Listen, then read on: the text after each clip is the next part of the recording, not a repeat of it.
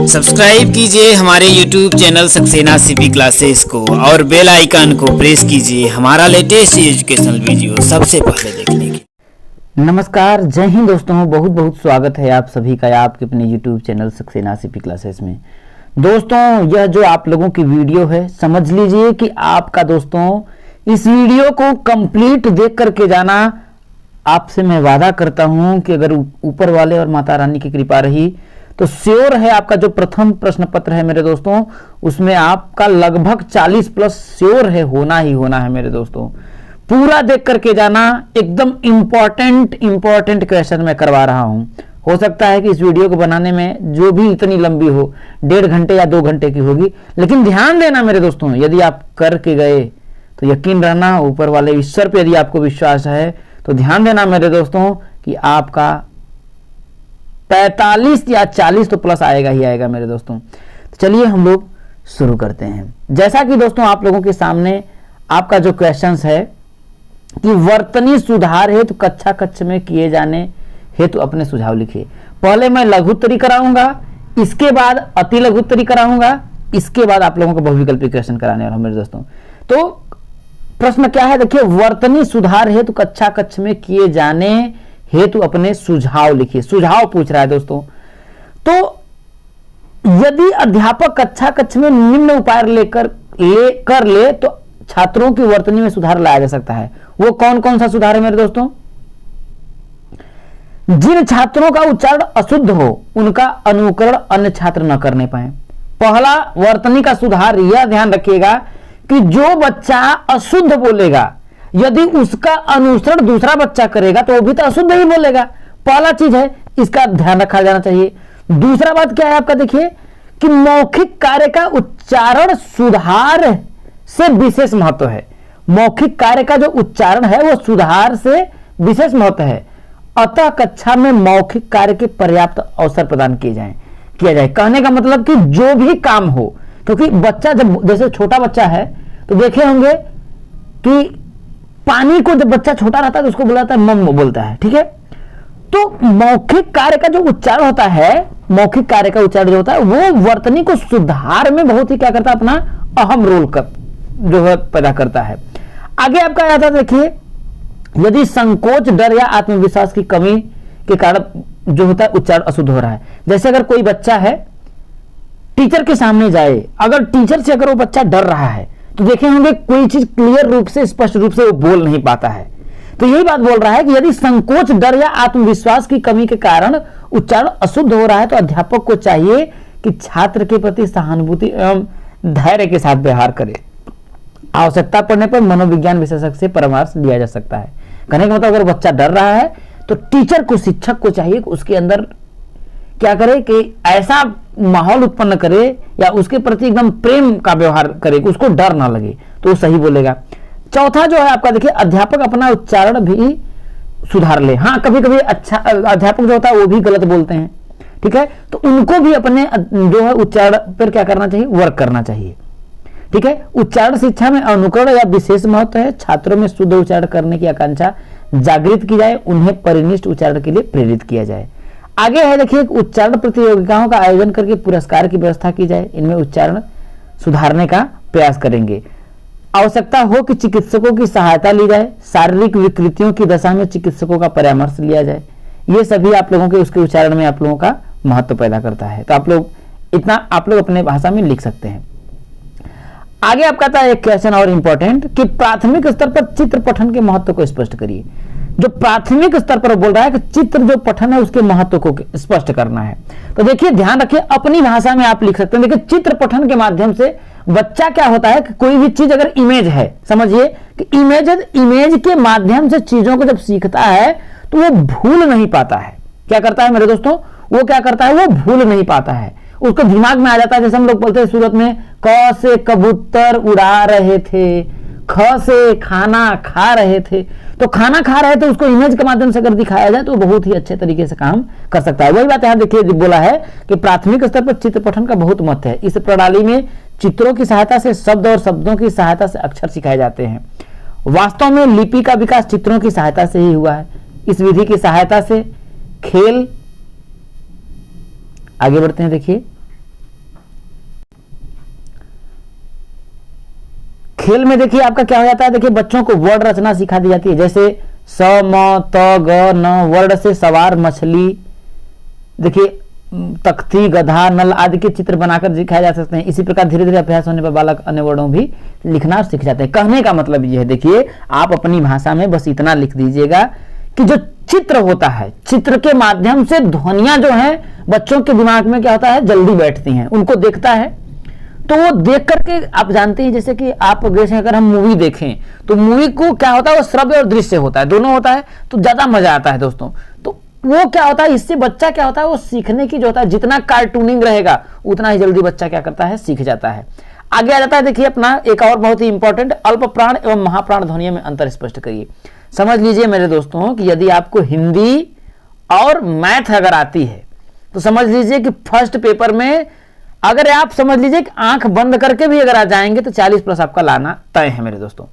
अल्प प्राण और महाप्राण ध्वनियों में अंतर क्या होता है, देखिए ये आपको ध्यान देना है। देखिए कि अल्प प्राण क्या होता है, महाप्राण होता है क्या होता है। देखिए जैसे मैंने लिखा क ख ग घ अंग, तो इसमें प्रत्येक वर्ग का पहला तीसरा और पांचवा, कौन सा, पहला तीसरा और पांचवा जो वर्ड होता है वो होता है आपका अल्प प्राण। क्या होता है, अल्प प्राण होता है।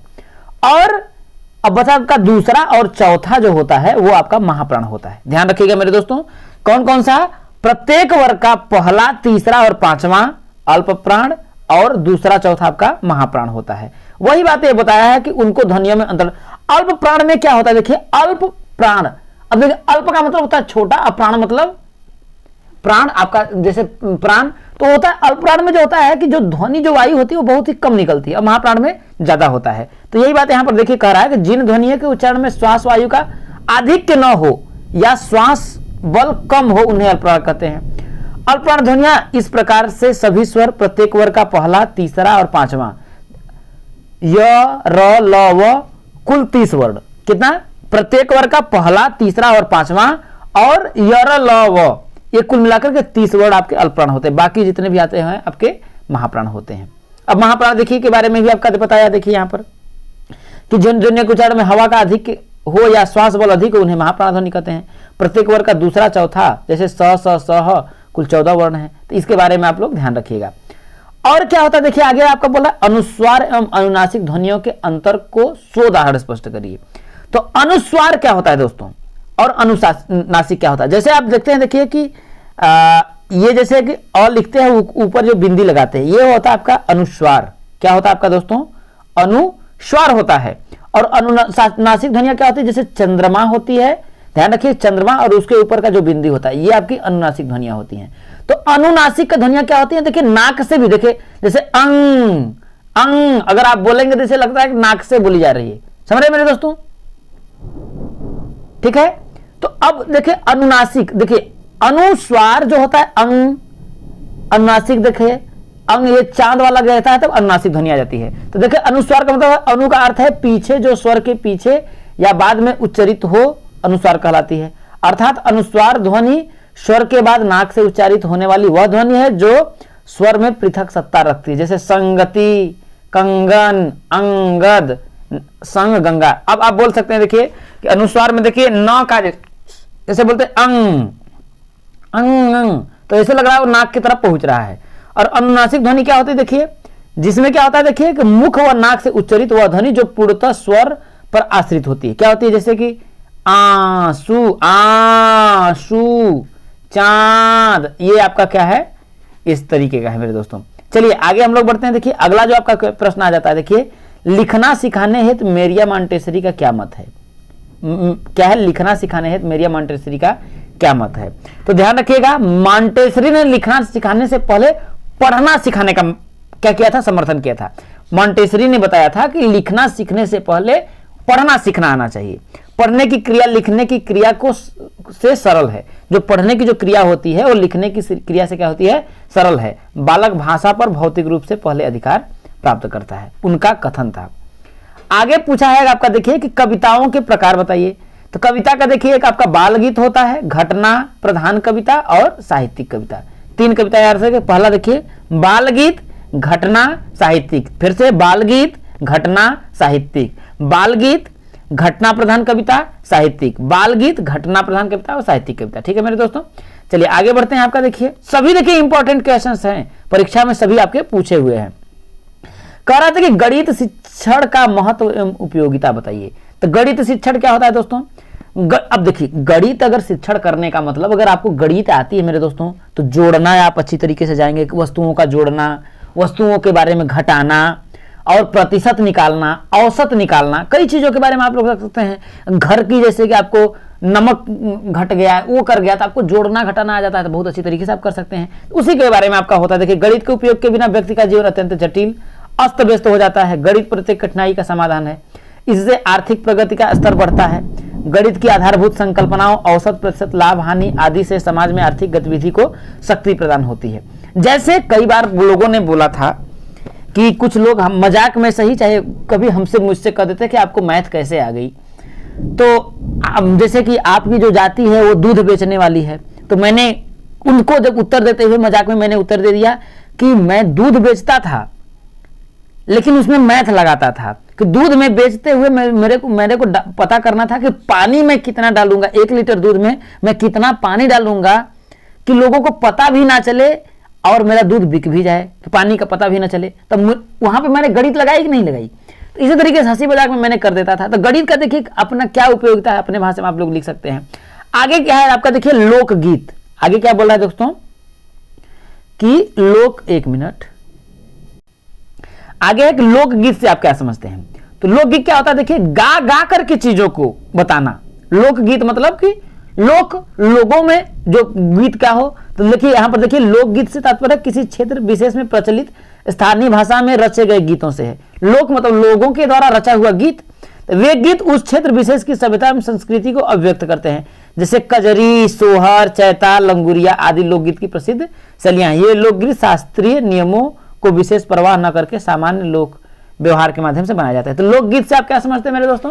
तो बता सकते हैं, आप कह सकते हैं कि लोकगीत एक ऐसा गीत होता है जो कहता है किसी क्षेत्र में प्रचलित होता है और उसी क्षेत्र में उसको गाया जाता है। ठीक है मेरे दोस्तों, चलिए आगे बढ़ते हैं।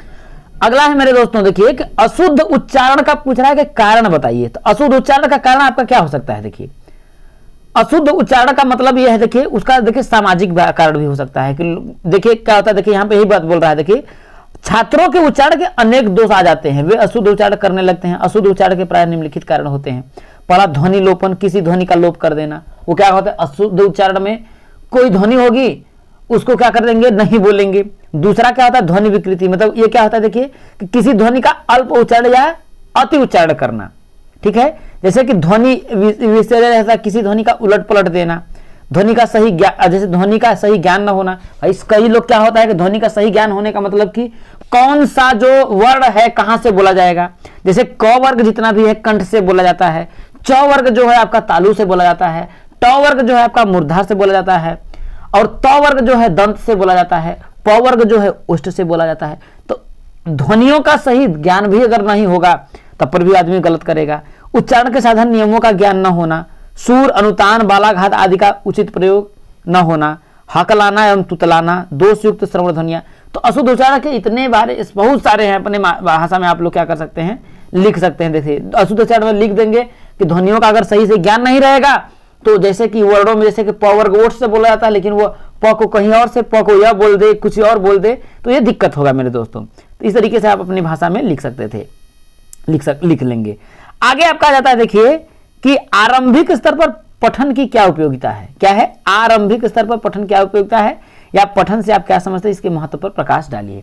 तो देखिए पठन का क्या है, देखिए किसी वाक्य या शब्द को अर्थबोध व भाव को ग्रहण करते हुए पढ़ना, अर्थात अक्षरों से जुड़ी ध्वनियां निकालने के साथ साथ लिखित वस्तुओं का अर्थ भी समझना।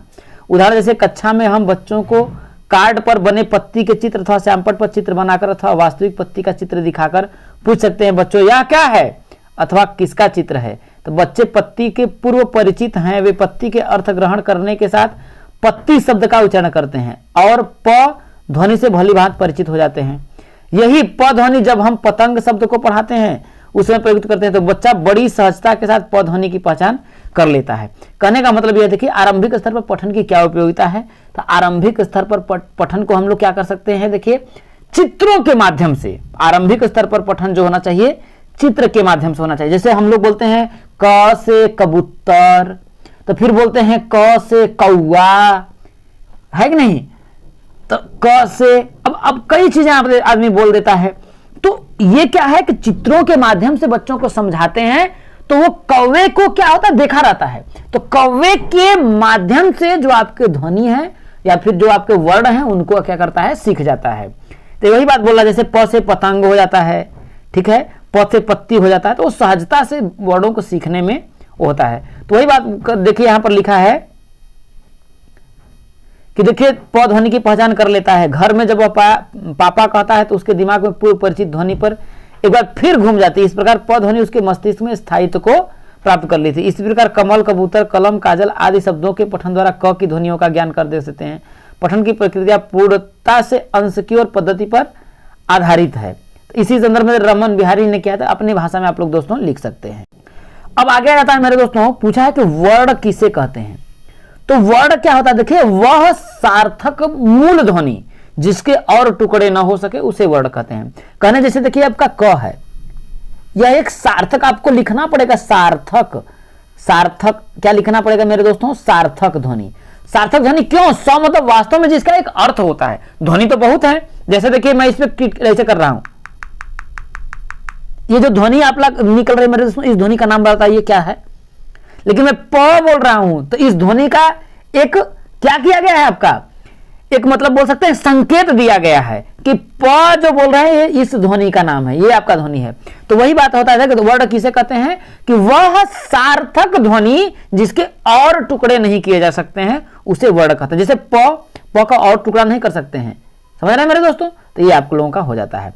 आगे देखिए आपका कह रहा, देखिए कि लेखन अभिव्यक्ति के विकास हेतु निबंध लेखन महत्वपूर्ण है, आपको समझाना है। तो देखिए लेखन अभिव्यक्ति के विकास हेतु निबंध लेखन, तो लेखन का जो अभिव्यक्ति उसको विकास के लिए लेखन निबंध लेखन विकास हेतु निबंध लेखन महत्वपूर्ण है। महत्वपूर्ण इसलिए देखिए यहाँ पर लिखा है कि देखिए मानवीय विचारों की अभिव्यक्ति स्थायी रहे तथा अन्य व्यक्ति उसका अध्ययन कर सके, इसलिए लिखित अभिव्यक्ति अत्यंत महत्वपूर्ण है। मानव अपने विचारों, अनुभवों तथा कल्पना को लिखित अभिव्यक्ति द्वारा चिरकाल से संचित करता आ रहा है, जो ज्ञान के भंडार के रूप में सुरक्षित है। विद्यार्थियों की शैक्षिक योग्यता का मूल्यांकन निबंध लेखन द्वारा ही होता है। अब जैसा समझिएगा मेरे दोस्तों कि निबंध लेखन महत्वपूर्ण क्यों है, समझने की कोशिश करिएगा। ऐसा आप समझिए कि जैसे आपको देखिए कोई चीजों को अपने बातों से या बोल करके बताना हो तो आप बहुत ही अच्छी तरीके से क्या करते हैं, स्पष्ट कर देते हैं। लेकिन यदि आपको उसको लिख करके प्रकट करना हो, लिख करके बताना हो, तो आप उसको सही से नहीं बता पाते हैं। उसका कारण यह है कि आप उसको अच्छे तरीके से जो है लिखने में असमर्थ हैं। जैसे कोई लेखन हो जाए या फिर जैसे आपका समाचार पत्र जो आता है, देखते हैं इतना सुंदर लिखा रहता है, इतनी अच्छी लाइनों में लिखा रहता है। तो कहने का मतलब किसी भी चीज को लेखन में व्यक्त करना थोड़ा कठिन होता है, इसलिए जो है निबंध लेखन क्या होता है, लेखन अभिव्यक्ति के लिए बहुत ही महत्वपूर्ण होता है मेरे दोस्तों। तो चलिए अब आगे बढ़ते हैं। आगे देखिए आपका कह रहा है, देखिए कि लेखन से आपका क्या अभिप्राय है। तो लेखन का अभिप्राय यह है मेरे दोस्तों कि यह आप कह सकते हैं कि जब हम किसी भी चीज को मतलब कि मौखिक अभिव्यक्ति न करके, मतलब कि हम अपने मुख से न बोल करके लिखित रूप में अपनी बातों को बोलते हैं, वह आपका लेखन कहलाता है। तो यह बात बोलना, जब हम अपने विचारों और भावों को मौखिक व्यक्त न करके उसे लिखित रूप में व्यक्त करते हैं तो उसे लेखन कहते हैं। तो वही इसी बारे में आप लिख सकते हैं कि यदि कोई बहुत दूर है जहां पर हम उसको अपनी बातों को पहुंचा नहीं कर सकते हैं, तो लेखन के द्वारा ही हम क्या करते हैं, जैसे पत्र उत्तर के माध्यम से, भाई ये क्या है, लेखन अभिव्यक्ति के माध्यम से ही हम उस तक अपने भावों को क्या करेंगे, पहुंचा पाएंगे। समझ में आ गया होगा।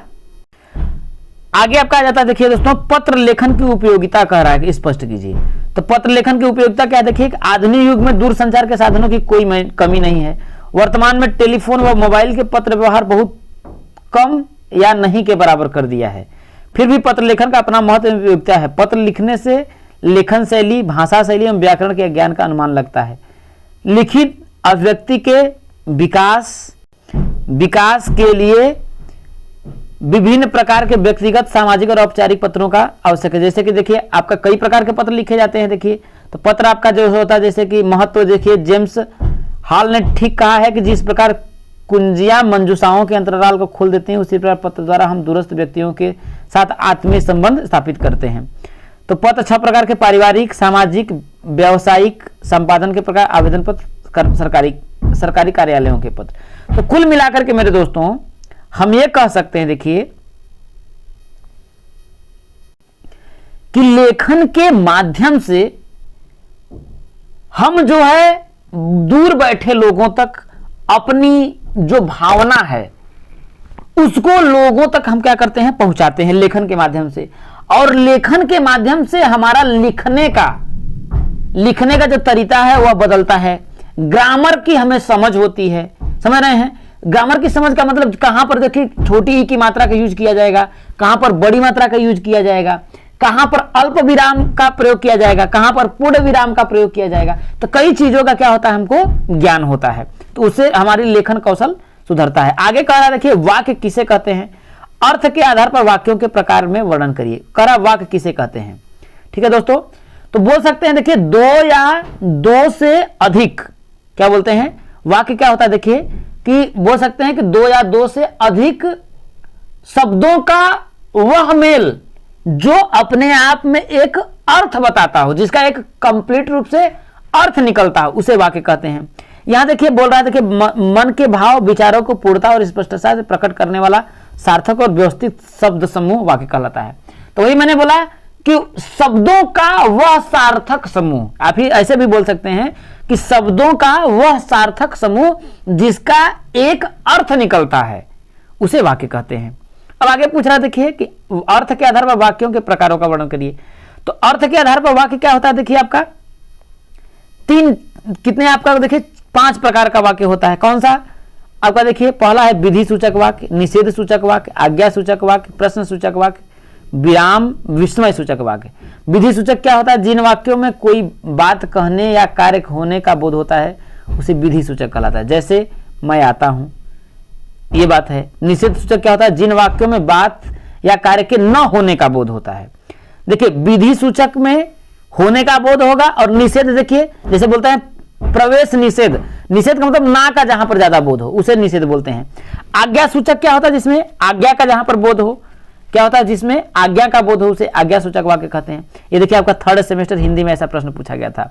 अगर है प्रश्न सूचक वाक्य, मतलब जहां पर प्रश्न का बात हो, और विस्मय सूचक वाक्य वहां पर होता है जहां पर आश्चर्य का बात हो। तो इस तरीके से आप अपने लिख सकते हैं।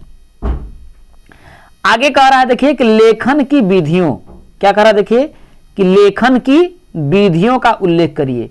तो लेखन की विधियां क्या है? देखिए, कई प्रकार की लेखन विधियां, एक मॉन्टेसरी है, रूपरेखा अनुकरण विधि है, अनुकरण विधि है, मनोवैज्ञानिक विधि है, चित्र विधि है, पेस्टोलॉजी रचनात्मक प्रणाली है, जेका टॉट विधि है।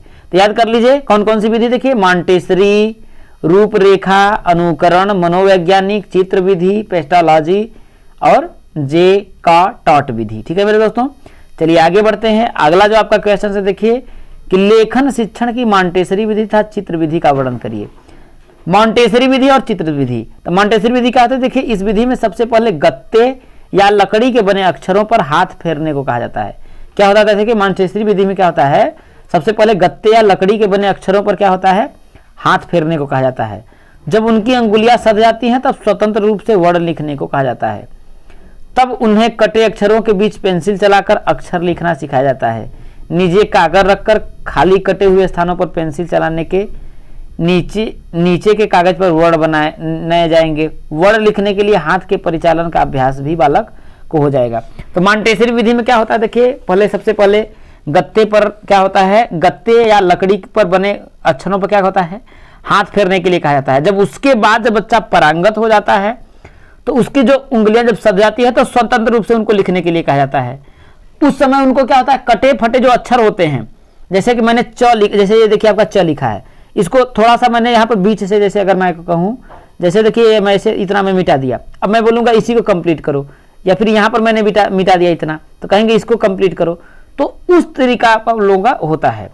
अब चित्र विधि क्या होती है? देखिए, चित्र विधि में ऐसे समझिए कि चित्रों की सहायता से, भैया चित्रों की सहायता से लेखन करना। देखिए, इस प्रणाली में देखिए चित्रों की सहायता से शब्द और शब्दों की सहायता से अक्षर सिखाए जाते हैं। वास्तव में लिपि का विकास चित्रों के ही सहायता से हुआ है। क्या हुआ है? चित्रों से ही हुआ है।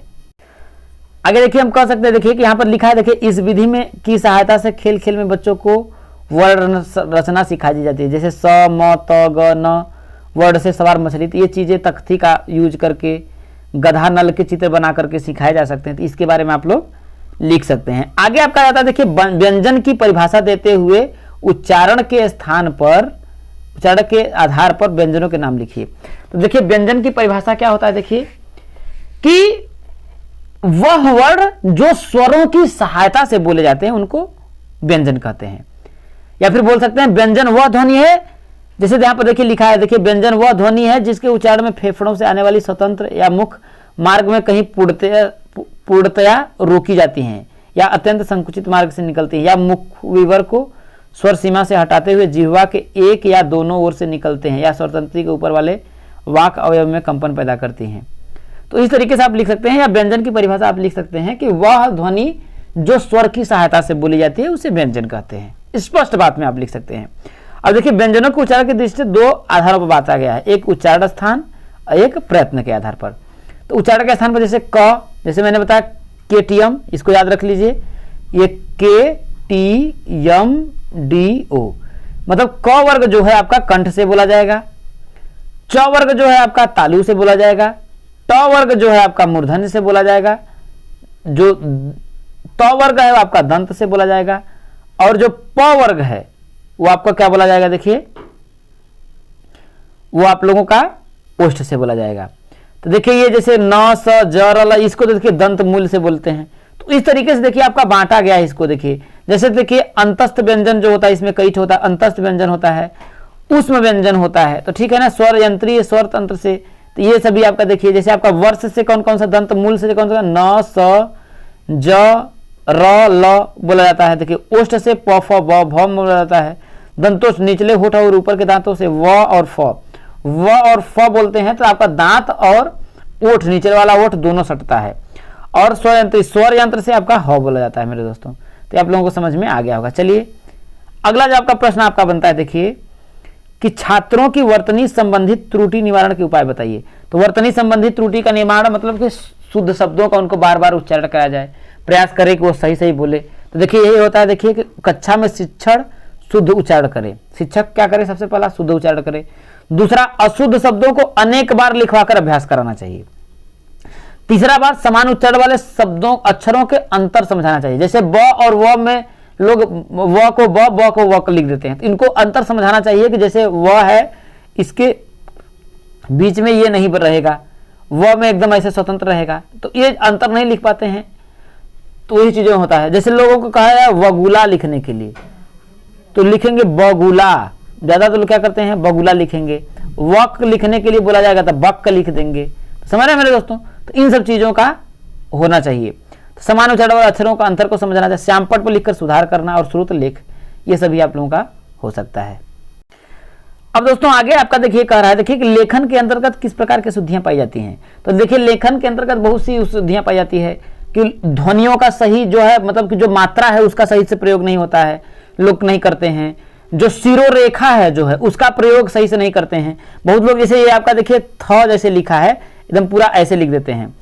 जैसे कि अब जैसे देखिए ध्यान रखिएगा, जैसे थ है या फिर ये जो विसर्ग है, ये विसर्ग है ना, इसके ऊपर से जो है शिरोरेखा नहीं गुजरती। जैसे प्रातः काल लिखते हैं, देखिए हम लिखते हैं प्रातः, इसके काल को अलग लिखते हैं, और कुछ लोग इसके पूरा लिख देंगे, तो ये गलत है, क्योंकि ये जो विसर्ग जब आ जाता है इसके ऊपर जो आपका शिरोरेखा नहीं जाती है, और आपका शिरोरेखा का सही से लोग प्रयोग नहीं करते हैं। तो उसी के बारे में यहाँ पर देखिए आपका लोगों का देखिए मात्रा संबंधी अशुद्धियां, वर्णों का बहुत लोप कर देते हैं, अनुस्वार एवं अनुनासिक संबंधी दोष, इसका कर सकते हैं। देखिए और क्या बोलते हैं, देखिए शिरोरेखा का अशुद्ध प्रयोग, सही शिरोरेखा का कहीं कहीं प्रयोग नहीं कर पाते हैं, सही से नहीं करते हैं लोग। और क्या है देखो दोस्तों, आपका रेफ या रकार संबंधी जो दोष है उसके बारे में, तो इसके बारे में आप लोग अपने भाषा में लिख दीजिए कि कोई बड़ी चीज नहीं है। देखिए अनुस्वार और अनुनासिक में क्या है, देखिए अनुस्वार एक बिंदी है, अनुनासिक आपका ये है। तो इन सब चीजों को ध्यान रखिए, इस सब चीजों जो को ध्यान देना चाहिए आपको। लोग लिखना मात्रा संबंधी अशुद्धियां, वर्णों का बहुत से लोप कर देते हैं। संयुक्त वर्ण संबंधी कुछ वर्ण दोष होते हैं, लेखन में संयुक्त वर्ण संबंधी दोष देखे जा सकते हैं। जैसे छ को छ बोलते हैं, त्र को तरह बोलते हैं आदि, लिखना सामान्य सी बात है। तो यही सब है, आप लोग इसको जरूर लिख लीजिएगा। आगे देखिए दोस्तों, आपका इस प्रकार का प्रश्न पूछा जा सकता है। देखिए, पढ़ते समय पढ़ने की मुद्रा व ध्यान रखने योग्य बातों को स्पष्ट करिए। तो ध्यान रखिएगा सबसे पहले कि 125 से लेकर के आपका 130 सेंटीमीटर की दूरी होनी चाहिए बुक और पढ़ने वाले के बीच में, पहला चीज।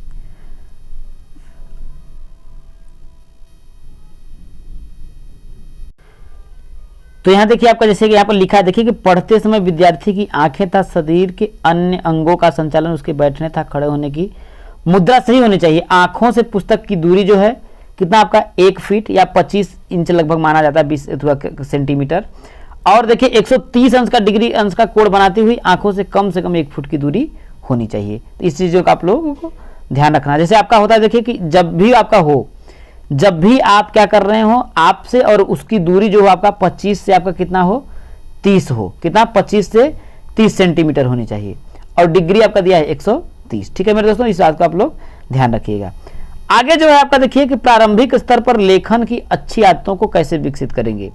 प्रारंभिक स्तर पर अगर पूछ रहा है, देखिए लेखन की अच्छी आदतों को कैसे विकसित करेंगे, तो उसका अभ्यास करवाएंगे या फिर प्रारंभिक स्तर लेखन प्रारंभ करने वाली सावधानियों को वर्णन करिए। लेखन संबंधी अशुद्धियों को दूर करने का उपाय बताइए, यही आपका बोला है। तो सबसे पहले उसका हम क्या करेंगे, अभ्यास ज़्यादा से ज़्यादा करवाएंगे। जैसे उसकी लोग सुलेख लिखवाए जाते हैं, आलेख लिखवाए जाते हैं, तो वही बात बोल रहा है देखिए कि अक्षर विन्यास संबंधी अशुद्धियों के कारण लिखित अभिव्यक्ति प्रायः प्रभावहीन हो जाती है।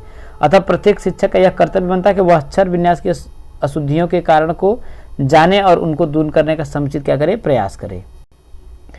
इसके अंदर जैसे आपका जैसे बोल सकता है, देखिए कि शुद्ध उच्चारण और शुद्ध लेखन का अभ्यास करवाए, 12 खड़ी का अभ्यास करवाए, व्याकरण का समुचित क्या हो उसको ज्ञान करवाए, और लिपि का समुचित ज्ञान करवाए, वाचन का अभ्यास करवाए, और आप लोगों का तीव्र गति से लिखने का अभ्यास करवाए। बहुत से लोग लिखने लगे, तीव्र गति से लिखेंगे तो आप बहुत कुछ छोड़ देते हैं, गलती कर देते हैं। बहुत लोगों को क होगा तो ऐसे करके ऐसे घुमा देंगे, ये है आपका देखिए कब में बहुत से लोगों को हम देखें ऐसे करके ऐसे कर देते हैं, जिससे कोई नहीं उसको सही से लिखना सीखी, ऐसे आपका होगा।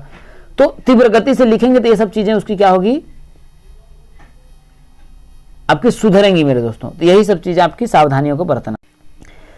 आगे आ जाता है आपका दोस्तों, आपका पूछा देखिए कि वर्ण का अर्थ बताइए। तो वर्ण का भी हमने बताया कि वह सार्थक ध्वनि जिसके और टुकड़े नहीं किए जा सकते हैं उसे वर्ण कहते हैं।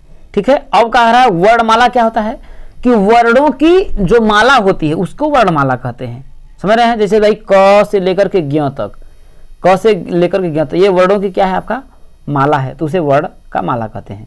तो वहीं आपका देखिए वह भाषा की वर्ण सबसे छोटी इकाई वर्ण ध्वनिया, भाषा का उच्चारण इन्हीं ध्वनियों से होता है। ध्वनियों के विशेष चिन्ह होते हैं। अब ध्यान रखिएगा, ऐसी देखिए ध्वनि है जिसका जैसे कि आपका देखिए मात्रा नहीं होती, उदासीन होता है। जैसे कि आपका अ है, अ की देखिए आपका मात्रा नहीं होती है।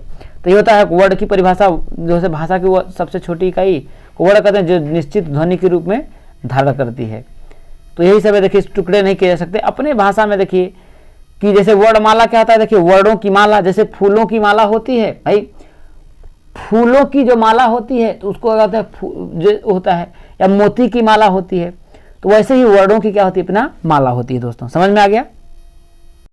जैसे यहाँ देखिए आपका लिखा है देखिए कि वर्णमाला क्या, देखिए कोई भी भाषा कुछ निश्चित ध्वनियों द्वारा बोली जाती है। इन ध्वनियों के कुछ निश्चित चिन्ह मान लिए गए हैं, इन चिन्हों के समूह को उसी भाषा की वर्णमाला कहते हैं। तो भाई वर्ण है, ये सभी क्या है आपका वर्ण ही, इन वर्णों का जो समूह है वही तो वर्णमाला है। समझ में आ गया होगा मेरे दोस्तों। चलिए आगे बढ़ते हैं। अगला आपका क्वेश्चन है मेरे दोस्तों कि विधानवाचक एवं निषेधवाचक वाक्य में क्या अंतर है, उसको उदाहरण सहित स्पष्ट करना है। तो विधानवाचक क्या होता है, देखिए कि जिन वाक्यों में क्रिया करने अथवा होने का सामान्य ज्ञान हो, मतलब कि ऐसा वाक्य जिसमें जो क्रिया होती है, क्रिया के करने अथवा होने का जो सामान्य ज्ञान हो, उसे विधानवाचक कहा जाता है। जैसे वह प्रतिदिन व्यायाम करता है, तो इसमें काम होता है ना, देखिए क्रिया हो रही है कि नहीं, प्रतिदिन की बात हो रहा है। लता गीत गाती है, तो ये काम का होने का बात हो रहा है नहीं, तो वही हो रहा है कि यहाँ बोला ना कि जिन वाक्यों में क्रिया करने अथवा होने का सामान्य ज्ञान हो उन्हें विधानवाचक होता है। और निषेधवाचक में क्या होता है, देखिए निषेध का मतलब क्या होता है, भैया मैंने बताया प्रवेश निषेध, निषेध का मतलब मना करना, मतलब क्रिया के क्या होता है, न होने का ज्ञान हो। यहाँ पर जिन वाक्यों में क्रिया के न होने का वाक्य हो उसे निषेध। जैसे कि वह प्रतिदिन व्यायाम नहीं करता, वह रोज स्कूल नहीं जाता, तो इसमें देखिए नेगेटिव का भाव, जिसमें देखिए जहां पर नेगेटिव मतलब कि नकारात्मक भाव आएगा वो निषेधवाचक वाक्य होगा। जहां पर सकारात्मक भाव आएगा, जैसे मैं प्रतिदिन पढ़ता हूं, मैं रोज स्कूल जाता हूं, मैं हर दिन नहाता हूं, तो ये क्या है आपका विधानवाचक वाक्य है। ठीक है, शब्द किसे कहते हैं दोस्तों, आगे आपका पूछा, देखिए शब्द किसे कहते हैं, तो मैंने आपको बता शब्द के बारे में बताया है कि शब्द क्या होता है कि मतलब कि ध्वनियों का, जैसे कहते हैं, या फिर वर्णों का एक ऐसा समूह जिसका एक क्या हो, अर्थ निकलता हो, उसको शब्द बोलते हैं। तो यही शब्द की उत्पत्ति वर्णों से हुई है, या एक से वर्णों से बनी सार्थक ध्वनि को शब्द कहते हैं। तो ये होता है, देखिए निश्चित अर्थ को अभिव्यक्त करने वाले वर्णों के समूह को शब्द कहते हैं। अपने भाषा में आप क्या कर सकते हैं, इसको लिख सकते हैं। देखिए पूरा आपका हिंदी ही चल रहा है। चलिए दोस्तों आगे आपका देखिए कह रहा है, देखिए ध्वनि के आवश्यक मूल तत्व क्या है। तो ध्वनि का आवश्यक मूल तत्व क्या है, देखिए स्पष्टता है। पहला चीज तो आपका स्पष्टता ही दिया है। देखिए क्यों, क्योंकि स्पष्टता का होना ध्वनि श्रवण में अति आवश्यक है। अगर सही से आप नहीं बोलेंगे तो आप कोई भी बात आपका कोई समझ नहीं पाएगा। जैसे मैं यही पढ़ाता हूं, अगर मैं सही से ना बोलूं, स्पष्ट रूप से मैं जो बोलना चाहता हूं मैं स्पष्ट रूप से नहीं करना बोलूंगा, तो आपको क्या समझ में आएगा, नहीं समझ में आएगा, छोड़ छाड़ के आप भाग जाएंगे। तो वही बात है कि स्पष्टता का होना ध्वनि श्रवण में अति आवश्यक है, क्योंकि यदि बोलने में स्पष्टता होगी तो सुनने वाला सुनकर उचित अर्थ ग्रहण कर सकेगा। समझ रहे मेरे दोस्तों। तो वही बात है, देखिए सार्थकता क्या होता है, देखिए उचित उच्चारण में ध्यान रखना चाहिए, वाणी सार्थक हो, अनावश्यक ध्वनि विस्तार नहीं होना चाहिए, नहीं शब्दों की बार बार आवृत्ति होनी चाहिए, वाणी में सार्थकता भी होनी चाहिए।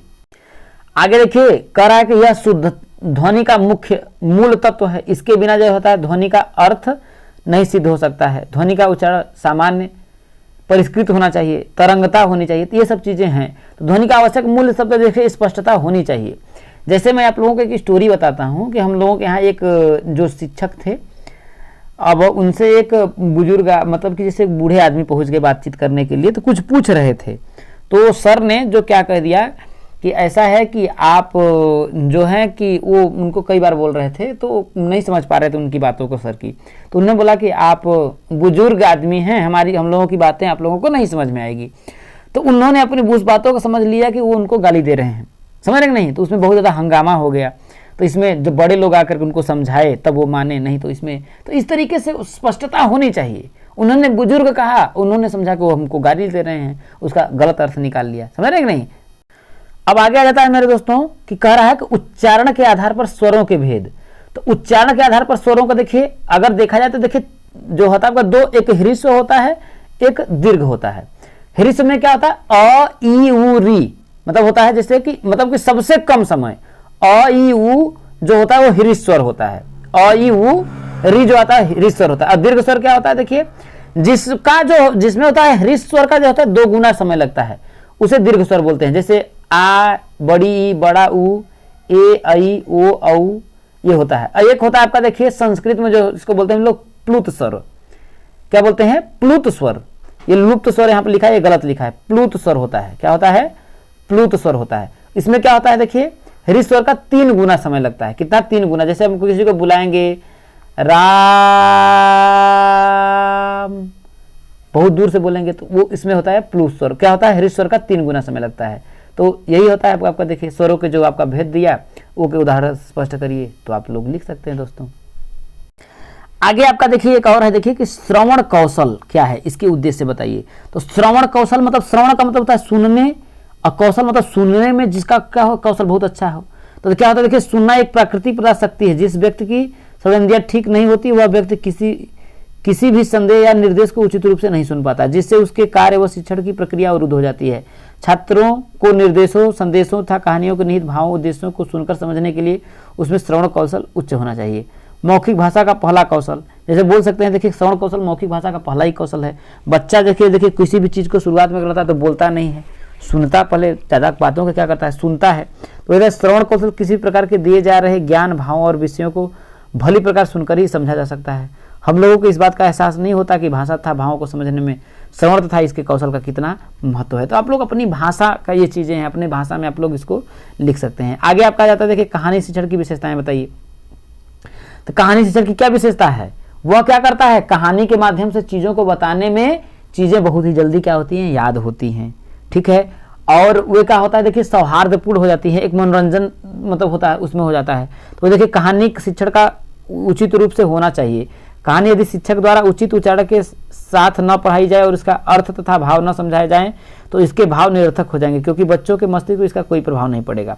कहानी के माध्यम से चीज़ों को, जैसे मैंने आपको बताया कि शुद्धता का, जैसे कि उच्चारण में शुद्धता का स्पष्ट होना चाहिए। जैसे कोई बुजुर्ग बोल रहा, अब कोई, ये आपको मैंने कहानी ही न बताया कि एक बुजुर्ग थे, उनको सर ने बोल दिया बुजुर्ग, तो उन लोग समझने लगे कि हमको गाली दे रहे हैं।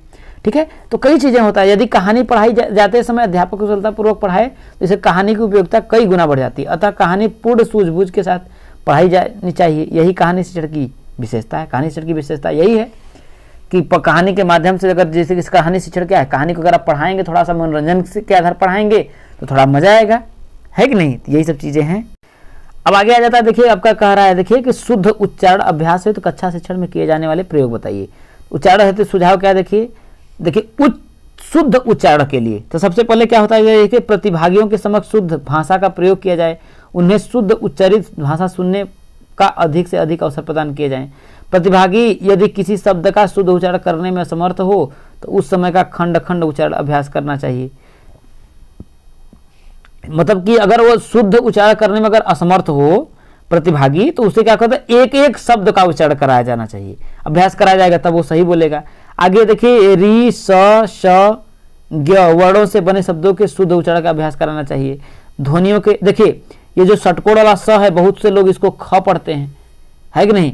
तो इन सब चीज़ों को उनको बताना चाहिए कि ये षटकोण वाला श है, वो भी श है, तो लोग इसको ज़्यादातर ख पढ़ते हैं। तो ये सब चीज़ें क्या है ना, उनको बारे में बताना चाहिए कि ध्वनियों के उच्चारण स्थान से परिचित कराकर उसी के अनुसार उच्चारण अभ्यास कराया जाए।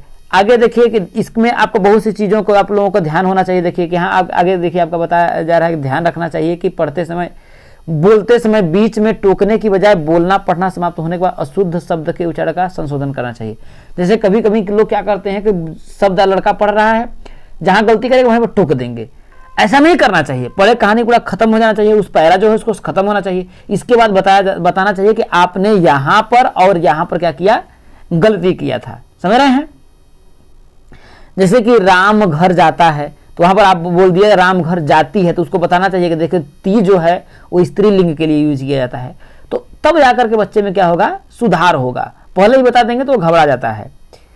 आगे जो होता है, आगे ये भी बोल सकते हैं, जब वो बच्चा बोल रहा है तो उसकी चीज़ों को आप रिकॉर्ड कर लें।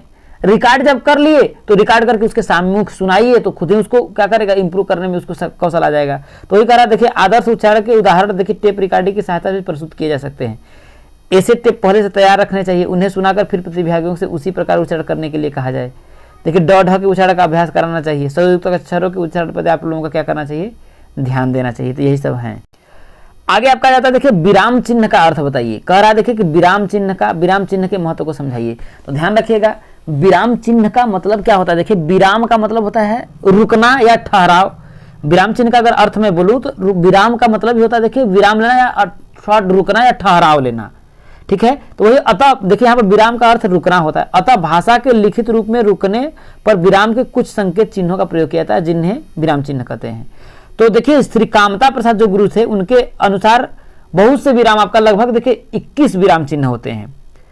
पूर्ण विराम, अर्ध विराम, अल्प विराम, ठीक है, तो कई विराम चिन्ह हो जाते हैं। तो उनका प्रयोग जो होता है बहुत ज्यादा हो जाता है दोस्तों। और उसका आप लोगों का उसका सही से आप लोगों को ज्ञान होना चाहिए। विराम का जैसे देखिए इसमें देखिए ये आपका दिया, देखिए कि रोको मत जाने दो। यहां पर है उस जो व्यक्ति जा रहा है उसको रोको मत जाने दो, मतलब उसको जा रहा है तो उसे जाने दो। यहां देखिए रोकने का निषेध किया जा रहा है। लेकिन यहां पर देखिए सेकंड वाले में देखिए विराम चिन्ह का प्रयोग किया गया। देखिए रोको मत जाने दो, उसको मतलब कि रोको, वो जो जा रहा है उसको रोको, जाने मत दो। तो विराम चिन्ह के आधार पर ही हमें क्या होता है, कभी कभी शब्दों का मतलब समझ में आता है।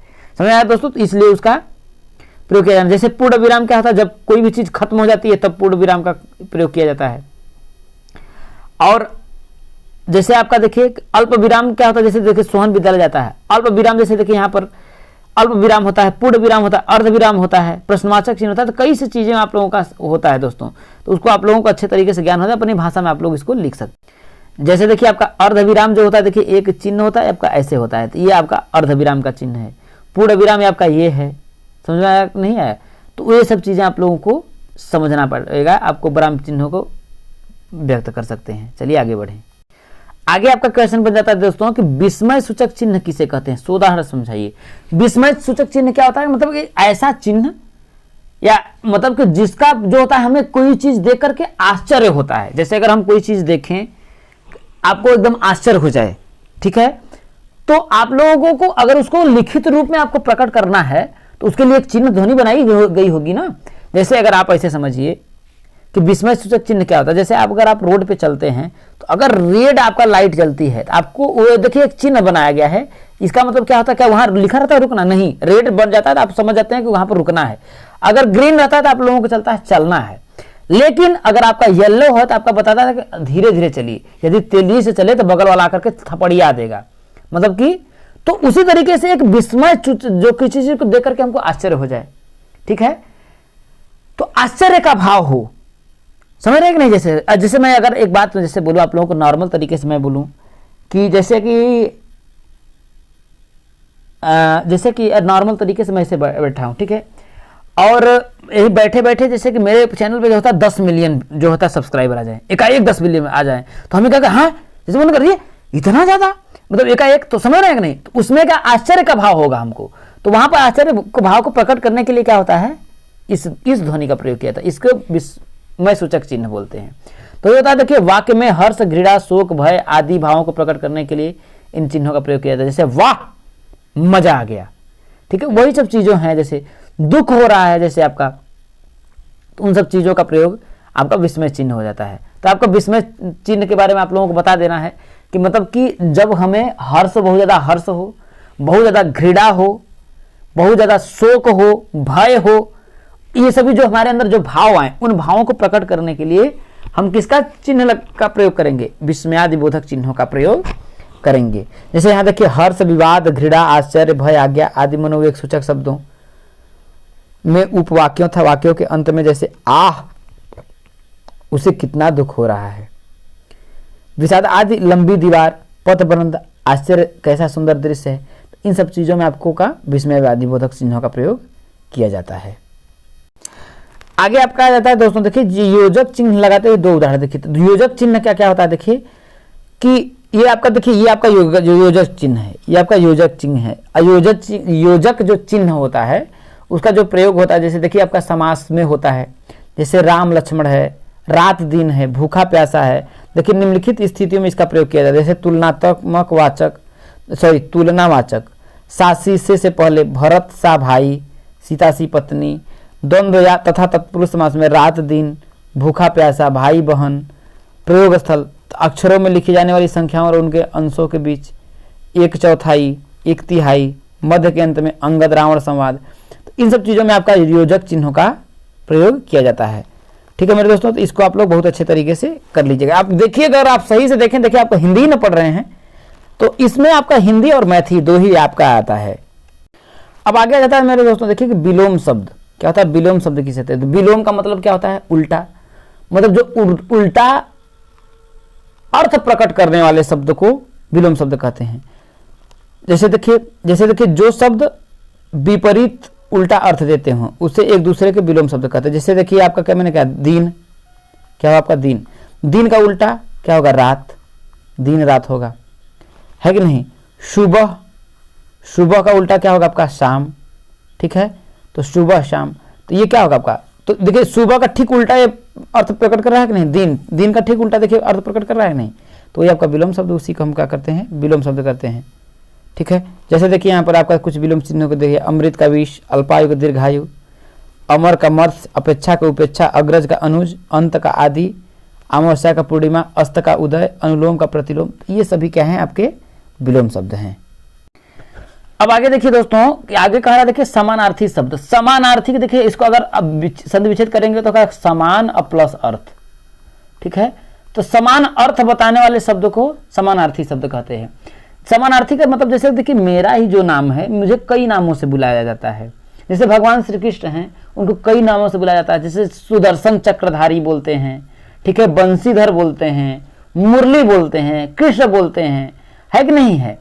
तो कई चीज आप लोग के नाम से बोलते हैं, देखिए देवकी नंदन बोलते हैं, है कि नहीं, यशोदा नंदन बोलते हैं। तो उसी तरीके से देखिए तो वह शब्द जो समान अर्थ प्रकट करते हैं उन्हें समानार्थी शब्द कहते हैं। जैसे अग्नि का पावक, दहन, हुतासन, ये आपका अग्नि का होता है। अहंकार का दंभ, घमंड, अभिमान, सर्प।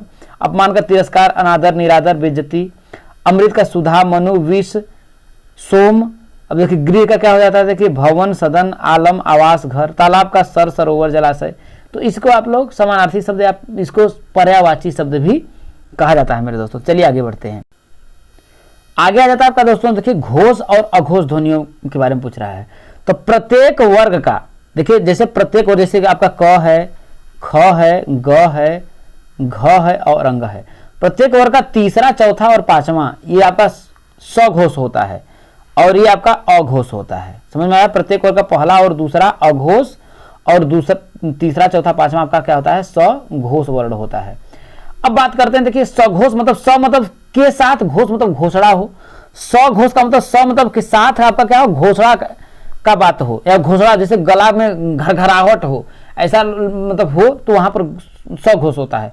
अघोष मतलब जैसे कि ये जो स्वर तंत्रियां होती है घरघराती नहीं है, वहां पर अघोष होता है। जैसे क, ख, फिर ग, घ, अंग आ जाता है, तो उसी का हम लोग सघोष बोलते हैं। देखिए घोष यहाँ देखिए आपका बोल रहा है, देखिए ऐसी ध्वनियों के उच्चारण में स्वतंत्रता परस्पर निकट रहती हैं, जिससे कंपन या तरंग पैदा होती है। घरघराती हैं वे घोष कराती हैं। घोष ध्वनियां सभी स्वर, प्रत्येक वर्ग का तीसरा, चौथा और पांचवा वर्ण, य, र, ल, व ह, कुल 31 वर्ण होते हैं।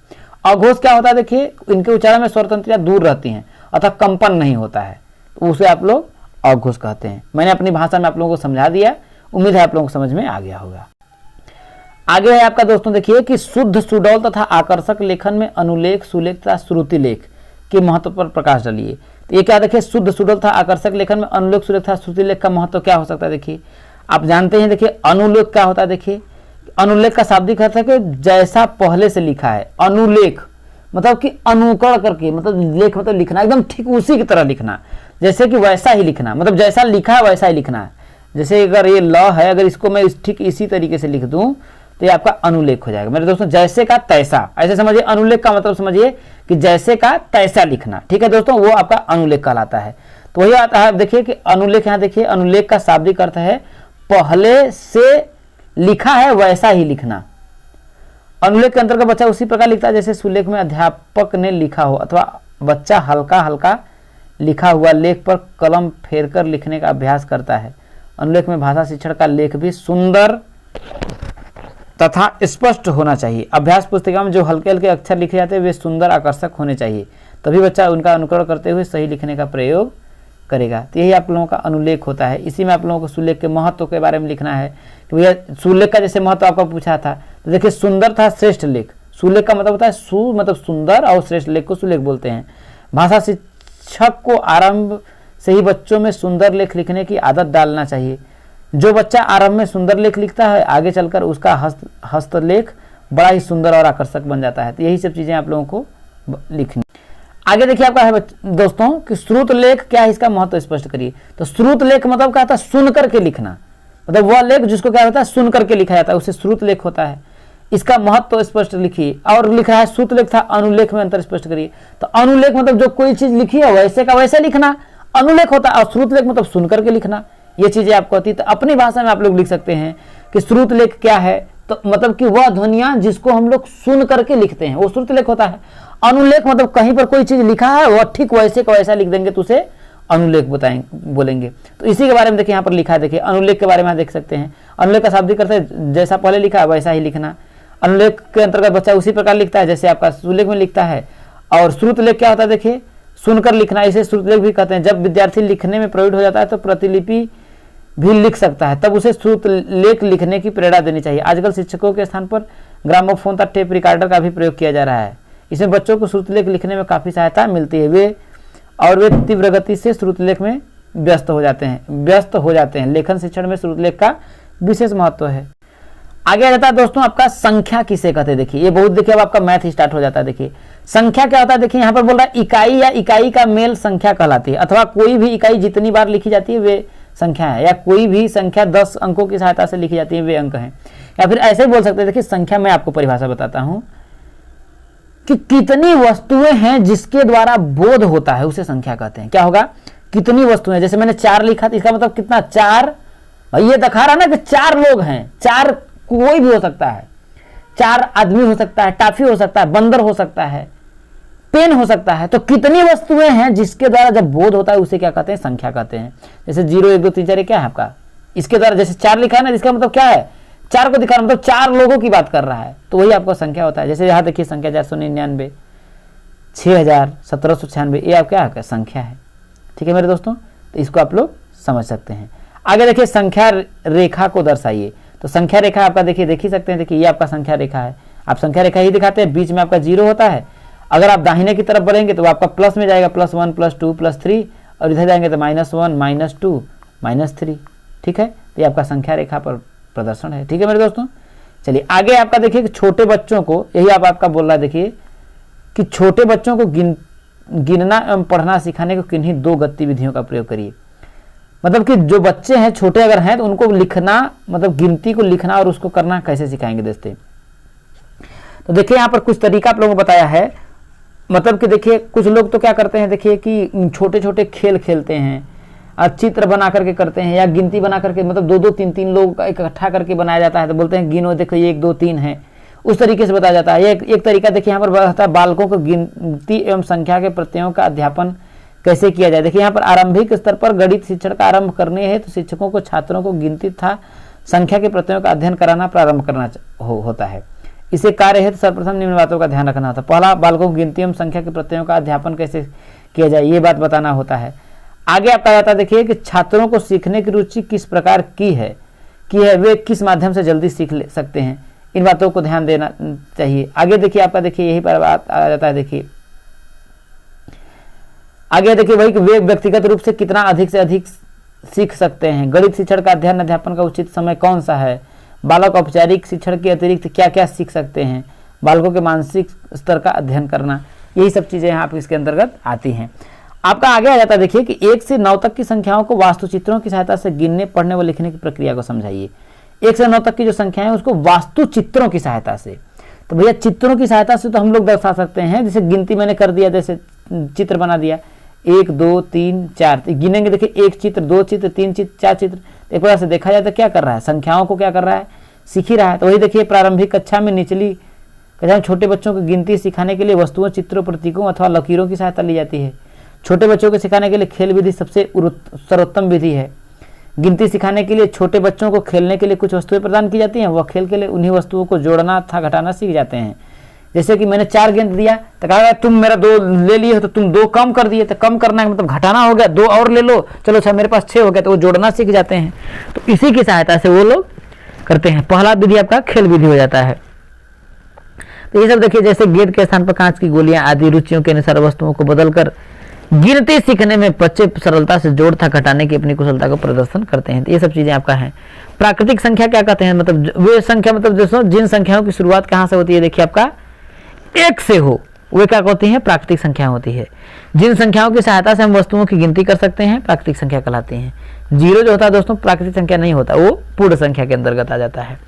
आगे आता है आरोही क्रम था। आरोही क्रम किसे कहते हैं, आरोही क्रम मतलब दोस्तों क्या होता है, छोटा से बड़ा, और अवरोही का मतलब बड़ा से छोटा क्रम। ठीक है, या आरोही क्रम का मतलब कि बढ़ता हुआ क्रम, और अवरोही का मतलब घटता हुआ क्रम, यही होता है आपका दोस्तों। इसी तरीके से अच्छी तरीके से आप सीख सकते हैं।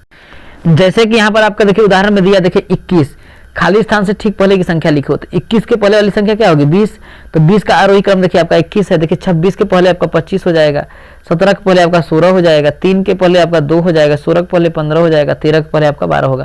तो ये क्या आपका आरोही क्रम है दोस्तों, समझ रहे हैं। आगे आपका जाता है दोस्तों देखिए कि घटाना का अर्थ। तो घटाना का मतलब क्या होता है, कम करना। जैसे बोल सकते हैं कि एक संख्या में से दूसरी संख्या को कम करना ही घटाना कहलाता है। जैसे आपका 10 है, 10 में से अगर मैं आपको 4 को घटा रहा हूं तो आपका क्या 6 कहने का, तो 10 जैसे पहले आपको देखिए बच्चों को कैसे सिखाया जाता है, 10 ठपाई खींच लो, 1 2 3 4 5 6 7 8 9 10। उसमें से नीचे वाला जो दिया है आपका 4 दिया, तो 4 पाई काट दो, 4 पाई मैंने आपका काट दिया। ठीक है, तो अब कम करना, तो अब गिन लीजिए 1 2 3 4 5 6, तो ये क्या आपका घटाना ही, तो मैंने पूरे 10 पाई खींचा, 10 पाई में से 4 पाई को मैंने क्या किया, कम कर दिया। तो क्या होता है, एक संख्या में से दूसरी संख्या को कम करना जो होता है वो क्या होता है आपका घटाना कहलाता है मेरे दोस्तों। तो यही देखिए आपका नीचे लिखा गया है। तो कह रहा उदाहरण सहित स्पष्ट करिए। तो उदाहरण सहित स्पष्ट करने का मतलब जैसे आपका देखिए मैंने 9 लिख दिया और देखिए कि बिना उधार लिए 9 में से मैंने 6 किया तो 9 पाई खींच लेंगे, 1 2 3 4 5 6 7 8 9, उसमें से 6 पाई काट देंगे, आपका देखिए 6 पाई आपका कट गया, बचा कितना 3, तो आपका 3 आएगा। ये आपका क्या है, उदाहरण है दोस्तों, बिना उधार लिए। ठीक है मेरे दोस्तों, तो इस तरीके से आप अपनी भाषा में आप लोग बस लिख लीजिएगा। बस समझ लीजिएगा अगर आपको हिंदी और मैथ आती है थोड़ा बहुत, इसको आप बहुत ही आसानी से कर लेंगे। और सक्सेना सीपी क्लासेस के शेर और शेरनी को ऐसा हो ही नहीं सकता है कि मैथ ना आता हो। यहाँ देख सकते हैं, देखिए कि बिना हासिल का आपका घटाना दिया, देखिए 9 में से 4, 8 में से 6, 5 में से 2, ये आपका इस तरीके से बिना हासिल का घटाना। आगे आपका दोस्तों देखिए कि संबोध निर्माण क्षेत्र से आप कैसे, यहाँ संख्या बोध, तो यहाँ देख सकते हैं देखिए संख्या बोध के अंदर बहुत सी बातें आती हैं, जैसे परिमाण, तुलना, मापन, संख्या का लगभग मान बताना, प्रतिशत में आकलन करना। इसके साथ ही बड़ी संख्याओं का अनुमान एवं उनका तर्क संगत लगभग मान निकालना। इस बात का न्याय करना ही बहुत सी परिस्थितियों में किसी संख्या के मान के माप में कितनी शुद्ध चाहिए, ये चीजें हैं। आगे देखिए उसी में आपका आ जाता है, देखिए प्रतिशत और दशमलव से जुड़ी हुई आम जीवन की गणितीय समस्याओं का हल करना, संख्या का मोटा मान निकालना, बड़ी संख्याओं को उनके मोटे मान के रूप में लिखने से क्या तर्क है, उनकी परस्पर तुलना करने की क्या सीमाएं हैं, किसी स्थिति के लिए सर्वाधिक उपयुक्त मापन की इकाई को बताना है। आगे देखिए इकाई से दहाई तक बढ़ने आने वाली समस्याएं क्या हैं, इसके बारे में आप लोगों को लिखना है। तो आगे आप जानते हैं देखिए कि आपका है देखिए कि 1 से 9 तक के संख्यांक इकाइयां कहलाते हैं। वस्तुओं की बढ़ती मात्रा को प्रदर्शित करने के लिए बड़ी संख्याओं की आवश्यकता पड़ती है जिसमें कई अंक हो सकें। इसके लिए बच्चों को सर्वप्रथम दहाई का ज्ञान होना आवश्यक है। इसके बाद सैकड़ा का, इसके बाद हजार को, सैकड़ा हजार को बताना चाहिए। बच्चे 10 वस्तुएं रखने पर उन्हें गिनना जानते हैं, यहाँ देखिए जानते हैं, परंतु वह 10 की संकल्पना को भली बात परिचित नहीं है। इसको स्पष्ट करने के लिए शिक्षक बच्चों को बताएं कि 9 वस्तुओं में 1 वस्तु और मिला दें, इस पर 10 वस्तुएं प्राप्त होंगी और इसके लिए संख्यांक 10 का प्रयोग किया जाता है। तो इस तरीके से अगर आप बताएंगे तो दहाई में आने वाली जो समस्या है उसको दूर कर पाएंगे। क्योंकि बच्चों में क्या होता है देखिए कि यहाँ तक तो आपका होता है, जैसे देखिए 0 से लेकर के 9 तक संख्याएं हैं, अब इनकी ही सहायता से आगे जो कोई भी संख्या लिखा जाएगा वो 1 से 9 तक की ही संख्याओं की सहायता से लिखा जाएगा। तो बताना चाहिए कि अगर 9 है, 9 के बाद अगली संख्या जोड़ेंगे तो उसमें क्या होता है, 1 के आगे ऐसे 0, उसको इस तरीके से लिखा जाएगा। तो बच्चे क्या करते हैं, उसको सही कर लेते हैं। अब दोस्तों जो आपका अगला क्वेश्चन आ जाता है कि भाग के गुणधर्म से आप क्या समझते हैं। देखिए तो भाग का तो जो आपका चिन्ह होता है ये होता है, लेकिन भाग का मतलब होता है देखिए अलग करना। क्या होता है दोस्तों, अलग करना। जैसे मैंने आपका बोला, जैसे देखिए आपका भाग में देखिए समझिएगा कि जैसे यहाँ पर आपको देखिए लिखा है कि भाजन गणित में वह प्रक्रिया है जिससे 2 संख्याओं का गुणनफल और इन संख्याओं में से एक दिए रहने पर दूसरी ज्ञात की जाती है। गुणा करने की प्रक्रिया के विरुद्ध प्रक्रिया विभाजन या भाग करना कहलाता है। जब किसी संख्या अंक में किसी संख्या अथवा अंक को 1 या अधिक बार घटाया जाता है तो उसे भाग कहते हैं। संख्या अथवा अंक की जितनी बार घटाया जाता है उतनी ही बार भाग देना होता है। भाग को इससे या इससे प्रसिद्ध किया जाता है। भाग का मतलब देखिए अब मैं आपको समझाता हूँ। जैसे संख्या क्या आपका देखिए 12 है, एक संख्या क्या आपका 12 है, इसमें 2 संख्याओं का गुणनफल है, मतलब एक संख्या 3 है। जैसे मान लें भाग देना का मतलब है मैं 3 हूँ। तो अब देखिए इसमें आपको समझना इस बात का है, देखिए इसमें आपको समझना बहुत ज्यादा जरूरी है कि ये जानना चाह रहा है कि जैसे 3 से आप भाग दिए हो तो ये जो 12 है ना, वो 12 जो है 3 और कोई एक संख्या और है, उस संख्या क्या है, एक गुणनफल है। तो दूसरी जो संख्या उसी को हम भाग के द्वारा निकालते हैं, मतलब अलग करके बताइए। 3 तो एक है, एक संख्या आपका 3 है, लेकिन दूसरी संख्या क्या है उसी को हम भाग के द्वारा स्पष्ट करते हैं। देखिए 3 चौके 12, दूसरी संख्या क्या थी आपकी 4 थी। अब 4 में देखिए 3 का गुणा करेंगे तो 3 तो आपका दिया था, दूसरी संख्या निकालना था, दूसरी संख्या निकाला जाता है, उसकी सहायता से आपका 4 आया। तो वही होता है आपका भाग करना मेरे दोस्तों, समझ में आया। आगे देखिए भाग की संक्रिया को उदाहरण सहित स्पष्ट करिए। तो भाग की संक्रिया क्या होती है, देखिए यहाँ पर आपका देखिए भाग बंटवारा है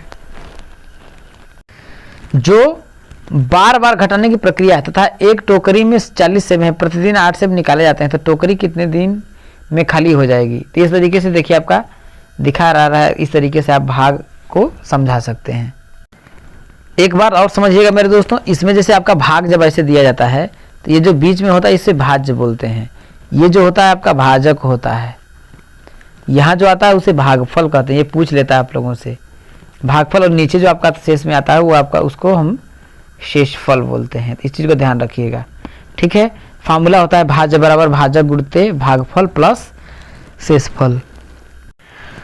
आगे आपका जो क्वेश्चन बन रहा है दोस्तों, देखिए कि दहाई एवं सैकड़ा का अभिप्राय स्पष्ट करिए। तो दहाई को समझाइए, यहाँ पे बोल रहा है, देखिए तो बोला ना 9 इकाई में 1 जोड़ने पर 10 इकाई या 1 दहाई हो जाता है।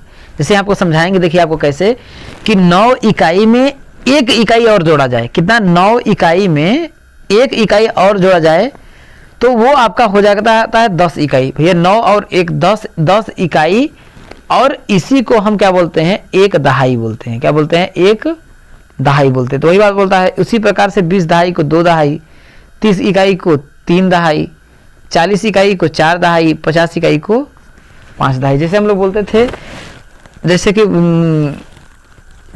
19 1 20, 2 दहाई 0 इकाई, 2 लिख के सुनना। जब हम लोग छोट पढ़ते थे तो ऐसे ही हम लोग बताया जाता था। 27 1 28, 2 दहाई 7 इकाई, 2 लिख के 7। तो ये सब हम लोग पहले गिनती सीखते थे। तो इस तरीके से हम लोगों को सीखना चाहिए। अब आगे जो आपका क्वेश्चन बन जाता है दोस्तों, ये बहुत ज़्यादा इंपॉर्टेंट है, ध्यान रखिएगा। स्थानीय मान व वास्तविक मान क्या है? स्थानीय मान को उदाहरण सहित स्पष्ट करिए। तो देखिए ध्यान रखिएगा, स्थानीय मान का मतलब होता है जिस स्थान पर, जैसे मैंने लिखा, देखिए 2 4 8, इस 2 का जो स्थानीय मान होगा, जैसे 2 मैंने लिख लिया, इधर कितना है? 2 अंक है, 200। इस 2 के 21 स्थान पर देखिए इकाई दहाई सैकड़ा, सैकड़ा के स्थान पर, इसलिए इसका जो मान है 200 है। लेकिन ये रियल में क्या है? आपका 2 लिखा है ना, तो ये आपका वास्तविक मान है। वास्तव में है क्या? 2, लेकिन इसको इस जगह पे रखने पर, मतलब कि सैकड़ा के जगह पे रखने पर ये क्या हो गया है? 200 के रूप में बदल गया है। जैसे मैं एक नॉर्मल आदमी हूं, ठीक है। अगर मैं नॉर्मल आदमी हूं, अपने घर में हूं, तो मैं किसी माँ का बेटा हूं, समझिएगा। लेकिन स्थान चेंज, मैं किसी ऑफिस में चला गया, जैसे मैं पीएससी ऑफिस में चला गया, तो वहां पर मेरी जो, या फिर मैं जो स्कूल में जैसे चला गया, तो स्कूल के लिए मैं क्या हूं? अपना एक टीचर हूं। तो वो स्थान पर है, लेकिन वास्तव में क्या हूं? एक लड़का हूं। तो इसी तरीके से देखिए, इस 2 स्थान पर है, इसलिए 2 का स्थानीय मान है। तो स्थानीय मान जातीय मान आप लोगों को बहुत बार मैंने बताया है। आगे देखिए आपका, देखिए एक संख्या इतना में 6 के स्थानीय मान का अंतर ज्ञात करिए। 6 के, देखिए ये आपका, ये इस स्थानीय मान का अंतर रखे 600 आएगा, और इसका आपका 6 आएगा। तो 600 में से आपको क्या करना है? 6 को घटा देना, जो आएगा आपका आंसर हो जाएगा। ठीक है मेरे दोस्तों। तो इस तरीके से देखिए, तो वही कह रहा है कि संख्या 6 3 6 में दोनों 6 के स्थानीय मान का अंतर। तो 6 के स्थानीय मान का अंतर, तो देखिए 600 में से जब आप 6 को घटा देंगे, देखिए गलत लिखा है। ठीक है मेरे दोस्तों। तो आप क्या करेंगे? देखिए, तो यहाँ पर देखिए 10 में से 6 जाएगा, तो आपका 10 में से आपका, यहाँ देखिए 10 में से 6 जाएगा तो आपका 3 हो जाएगा, और आपका यहाँ पर देखिए आपका 9 हो जाएगा, यहाँ पर 6 होगा, तो 693 आएगा। कितना आएगा दोस्तों? 600, सॉरी, यहाँ पर 10 में 6 जाएगा, आपका 4 आएगा, 694 आएगा। ये स्थानीय मान का अंतर है। ठीक है मेरे दोस्तों। ये जो आपका दिया है वो आपका गलत दिया है। ठीक है मेरे दोस्तों, ध्यान रखिएगा। अब आगे आ जाता है दोस्तों, देखिए अधिगम में शारीरिक समस्याओं से आप क्या समझते हैं? ये भाषा शिक्षण में किस प्रकार उत्पन्न, मतलब कि बाधा किस उत्पन्न करते हैं, या फिर भाषा शिक्षण में शारीरिक समस्याएं क्या? उदाहरण से स्पष्ट करिए। शारीरिक समस्या का मतलब, जैसे आदमी का जीभ सही से नहीं काम करेगा, वो नहीं करेगा, तो उस प्रकार का एक प्रकार से दोष होता है। जैसे दृष्टि दोष होगा, उच्चारण का दोष होता है, अनुकरण का दोष होता है, उनकी मुद्रा आदि के आधार पर कई प्रकार समस्या आती है। जो किस प्रकार दृष्टि दोष, मतलब उसको आंखों से नहीं दिखाई देगा दोस्तों, तो सही से नहीं दिखाएगा तो कुछ भी गलती कर सकता है। देखिए, तो वही कह रहा है कि अधिकतर कक्षा के अंतर्गत बहुत छात्र ऐसे होते हैं जिन्हें श्यामपट पर लिखी बातें स्पष्ट नहीं दिखाई देती है। ऐसी स्थिति में वह साथ में बैठे छात्र की कॉपी को देखकर नोट करते हैं, जिससे गलतियां होनी स्वाभाविक है। समाधान, ऐसे छात्रों को कक्षा में आगे बैठाया जाना चाहिए। डॉक्टर, आंखों की डॉक्टरी जांच कराई जानी चाहिए। त्रुटिपूर्ण अनुकरण मतलब होता है, देखिए अधिकतर छात्र दूसरे को आकर्षित करने की भावनाएं से ग्रसित होते हैं। वे उच्चारण को गलत रूप से बदलकर बोलते हैं, और यही क्या हो जाता है? देखिए, यही उनकी आदत बन जाती है। इसके बाद देखिए, गलत रीति से बोलना, भाषागत दोष, अन्य छात्र उस छात्र का अनुकरण भी करते हैं, यह दोषपूर्ण आपका आदत है। तो यही सब चीज़ें हैं। आगे आपका देखिए समाधान दिया है। उच्चारण दोष मतलब बोलने में जो होता है, उच्चारण दोष मतलब कि प वाली ध्वनि को कहीं तालु से बोलेंगे तो दिक्कत हो जाएगा ना। जैसे कि एक बच्चा है हमारे बगल में, जैसे उसको मैं स बोलता हूँ, बोलने के लिए वो कहता है च च च, वो स नहीं बोल पाता, तो उसको क्या है? देखिए उच्चारण दोष है, मतलब कि स को वो मतलब कि तालु से बोल रहा है। इसलिए क्या होता है, वो स को च बोल देता है, समझ नहीं, और ह को कहता है ह छह करके बोलता है। तो ये सब क्या है, उसकी अशुद्धियां हैं, तो उसको इस तरीके से शुद्ध कर सकते हैं। आगे आपका जाता है दोस्तों, देखिए है कि आरोह अवरोह को स्पष्ट करिए। तो देखिए पठन की प्रक्रिया में जब उचित आरोह अवरोह का समावेश नहीं होता तब उसमें सार्थकता उत्पन्न नहीं होती और न ही पाठ्य वस्तु का भाव ग्रहण हो पाता है। पाठ्य वस्तु के भाव के अनुसार उचित आरोह अवरोह का अभाव उसके भाव ग्रहण करने में भ्रम उत्पन्न कर देता है। इसलिए पठन का मूल तत्व आरोह अवरोह है। अनेक अवसरों पर छात्रों द्वारा उचित आरोह अवरोह का ध्यान न रखते हुए पठन किया जाता है। उचित आरोह अवरोह की कठिनाइयाँ ये है, देखिए शीघ्रता से पठन, भाव का समझकर न पढ़ना, धारा प्रवाह का अभाव, मूल भाव के विपरीत पठन, अधिक धीमी आवाज में पठन, अधिक तेज आवाज में पठन। ये क्या है, आरोह अवरोह की कठिनाइयाँ हैं। आगे आपका देखिए है कि स्थानीय मान किसे कहते हैं, उदाहरण सहित समझाइए। 345 में सभी अंकों का स्थानीय मान आपसे दिया, देखिए तो 345 में देखिए 5 का स्थानीय मान 1 होगा, 5 के इधर कितना अंक, 1 भी नहीं, 4 के इधर कितना अंक 4, 0, 3 का, देखिए ये इकाई के स्थान पे, ये दहाई के, ये सैकड़ा के, दहाई में कितना होता है, देखिए दहाई 10 के बराबर होती है, कितना है 4 दहाई, तो 4 दहाई मतलब 4 गुणित 10 बराबर आपका कितना आ जाएगा, आपका 40। तो ये चीज़ आप लोगों का यहाँ पर लिखा गया है मेरे दोस्तों। आरोही क्रम उदाहरण सहित स्पष्ट। आरोही क्रम का मतलब क्या होता है, बढ़ना, मतलब इस क्रम में सबसे पहले क्या करते हैं आपका, देखिए छोटी संख्या को लिखा जाता है, फिर उससे बड़ी संख्याओं को जमाया जाता है, अंत में सबसे बड़ी जो संख्या होती है उसको लिखा जाता है। तो संख्याओं के बढ़ते क्रम को क्या बोलते हैं, आरोही क्रम, संख्याओं के घटते क्रम को अवरोही क्रम। आगे देखिए कि संख्या इतना एवं इतना की तुलना कीजिए तथा चिन्हों का प्रयोग करिए। तो ये देखिए 50,341 है, यहाँ 4,321 है, तो ये क्या होगा आपका, देखिए बड़ा, ये आपका देखिए जो बड़ा रहेगा उसके उधर ये आपका मुंह फाड़ लेगा। देखिए ये 50,000 बड़ा है इससे, तो देखिए इसका चिन्ह हो गया, ठीक है, समझ रहे मेरे दोस्तों। तो वही चीज़ है, देखिए तुलना आपका देखिए यहाँ पर दिया है, तो चीज़ों की क्या है, ये इससे आपका कम है, ये 50,000 तो इसी के बराबर है आपका। इसी तरीके से आप लोगों का जो तुलना दिया है उसको आपको लिख लेना है। आगे आपका देखिए कह रहा दोस्तों, घटाना उधार क्यों लिया जाता है, उधार न लेने पर क्या समस्या आएगी। तो घटाने में यदि नीचे की संख्या बड़ी है तो घटाना संभव नहीं होगा, अतः उधार लेकर ऊपर की गई संख्या बड़ी करना आवश्यक है। सही बात है, जैसे मैंने 2 में से मैं कहा 5 घटाइए, यहाँ पर जैसे देखिए आपका है 4 2 है, यहाँ पर 2 5 है, तो 2 में से कभी 5 तो घटेगा नहीं, तो ये क्या समस्या आ जाएगी। तो इसको बड़ा करना पड़ेगा, इस 5 से बड़ा करने के लिए एक कॉमन लेंगे तो एक इसके आगे लगाता है, आपका 12 होगा। आप 12 में से देखिए 5 अपन कर सकते हैं, घटा सकते हैं, वही चीज़ है। आगे देखिए आपका वही चीज़ बोल रहा था कि जोड़ने की प्रक्रिया में हासिल का महत्व कोई उपयोगिता समझाइए। देखिए जोड़ने का अभिप्राय है मूल संख्या में वृद्धि करना अथवा योग करना, बढ़ाना। यह गणितीय मूलभूत संक्रिया है। जब बालक संख्या गिनने का भली प्रकार ज्ञान प्राप्त कर लेते हैं तो उन्हें जोड़ना सिखाना आवश्यक हो जाता है। छात्रों का एक का जोड़ सिखाना, छात्रों को जोड़ का निशान समझाना भी अति आवश्यक है, क्योंकि इसके अभाव में ज्ञान अधूरा रह जाएगा। अध्यापक कलमों के माध्यम से जोड़ का ज्ञान देगा। तो ध्यान रखिए मेरे दोस्तों, इस तरीके से है, तो आप लोग इस तरीके से देखिए, आपको हासिल का जोड़ जो है इसको आप लोग दर्शा दीजिएगा अपनी कॉपी में, इस तरीके से तो आप लोगों को अच्छा नंबर मिलेगा। ठीक है मेरे दोस्तों, तो यहाँ तक आपके सभी जितने भी आपके लघुत्तरी प्रश्न थे इंपॉर्टेंट थे मैंने करा दिया। अब चलिए दोस्तों आपके अति लघुत्तरी प्रश्न कराते हैं। चलिए दोस्तों अब हम लोग अति लघुत्तरी प्रश्नों को करते हैं। यकीन मानिए यदि आपने लघुत्तरी प्रश्न हमने जो करवाया है वहां तक जो भी अगर आप पढ़ करके यहाँ तक पहुंचे हैं मेरे दोस्तों, तो इसमें आप लोग देखिए एकदम स्पष्ट तरीके से समझ में आ जाएगा और आप लोग अच्छे तरीके से इसको कर पाएंगे। देखिए क्वेश्चन जैसे आपका देखिए पहला है आपका, देखिए पठन से क्या अभिप्राय है, तो ध्यान रखिएगा पठन का अभिप्राय बस आप लोग लिखेंगे पढ़ना, और ये नहीं कि ज्यादा आप लोग लिखना है। अति लघुत्तरी में बस एक एक लाइन में अगर आप लिख लेंगे पठन का अभिप्राय पढ़ना है, बस इससे ज्यादा नहीं है। देखिए अर्थात किसी सामग्री को पढ़ना और उसके अर्थ को ग्रहण करना, इस प्रक्रिया को पठन या वाचन कहा जाता है। यदि आप इतना भी लिखते हैं तो आपको 1 नंबर श्योर मिलेगा। आगे क्या है देखिए, लेखन किसे कहते हैं। देखिए तो लेखन का मतलब क्या होता है, देखिए लेखन का मतलब होता है लिखना, लिखना। और लिखने में क्या होगा, व्यक्ति जो होता है अपने मन का जो भाव है या विचार है उसको क्या करेगा, शुद्ध रूप से क्या करता है, एक लिपिबद्ध करेगा या लिखेगा। ठीक है, उसी को क्या कहते हैं, लेखन कहा जाता है। बस इतना आप लोग ध्यान रखिएगा, इसके ज्यादा आप लोग करने की जरूरत।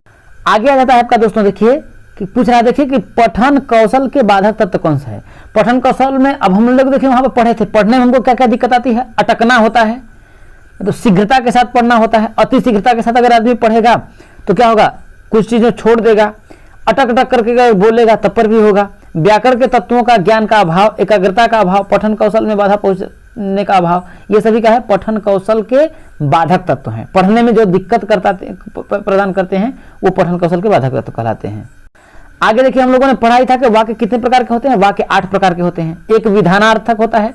विधानार्थक क्या होता है मेरे दोस्तों, जिसमें मतलब कि हाँ का भाव हो, जैसे कि मतलब कि वह खाता है, ठीक है, ये आपका विधानार्थक है, या साधारण वाक्य जिससे बोलते हैं। एक निषेधात्मक क्या होता है, देखिए नकारात्मक का भाव हो, जैसे कि वह खाता नहीं है, वह रोज नहीं पढ़ता है, ठीक है, तो वो क्या है, देखिए निषेधात्मक है। प्रश्नवाचक जहां पर प्रश्न का भाव हो। आज्ञार्थक मतलब जहां आज्ञा का भाव हो, जहां पर संदेह का भाव हो, संदेहात्मक होता है।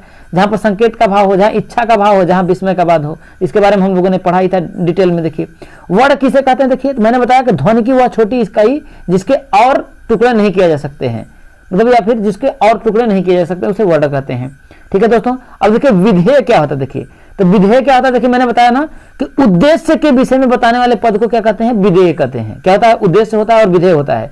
तो उद्देश्य क्या होता है, देखिए कि उद्देश्य के विषय में बताने वाले पद को क्या कहते हैं, विधेय कहते हैं। बस इतना आप लोग लिखेंगे। जैसे कि जीवन के मित्र ने मुझे एक सुंदर पेन दिया, तो उद्देश्य इसमें क्या है, जीवन का मित्र, और एक सुंदर पेन क्या हो गया, उसने दिया, तो मुझे एक सुंदर पेन दिया, तो क्या होगा, आपका विधेय हो जाएगा। समझ में आ गया मेरे दोस्तों। चलिए आगे बढ़ते हैं। आगे आपका देखिए यहां पर है, देखिए कि वर्ण कितने प्रकार के हैं। तो आप जानते हैं वर्ण 2 प्रकार के, स्वर और व्यंजन। ठीक है दोस्तों, अब स्वर कितने, अगर पूछेगा स्वर कितने प्रकार के, तो स्वर 3 प्रकार के। कौन कौन सा, जैसे आप लोग बोलते हैं हृष्य स्वर, इसके बाद आता है दीर्घ स्वर, इसके बाद क्या होता है आपका, जो आपका देखिए संस्कृत में होता है, जैसे अगर हिंदी में पूछेगा तो 2 ही होता है, हृष्य और दीर्घ, और एक होता है तीसरा आपका प्लुत होता है, जिसका संस्कृत में प्रयोग किया था। समझ में आ गया मेरे दोस्तों। ठीक है, अब देखिए जैसे यहाँ पर पूछ दिया, देखिए कि ध्वनि क्या है। तो ध्वनि क्या होता है दोस्तों, हिंदी भाषा में ध्वनि शब्द का अर्थ सीमित है। यहाँ ध्वनियों से हमारा तात्पर्य उन शब्दों से जिनका हम अपने मुख से उच्चारण करते हैं, नहीं तो इस संसार में बहुत सी ध्वनियां होती हैं। ठीक है मेरे दोस्तों।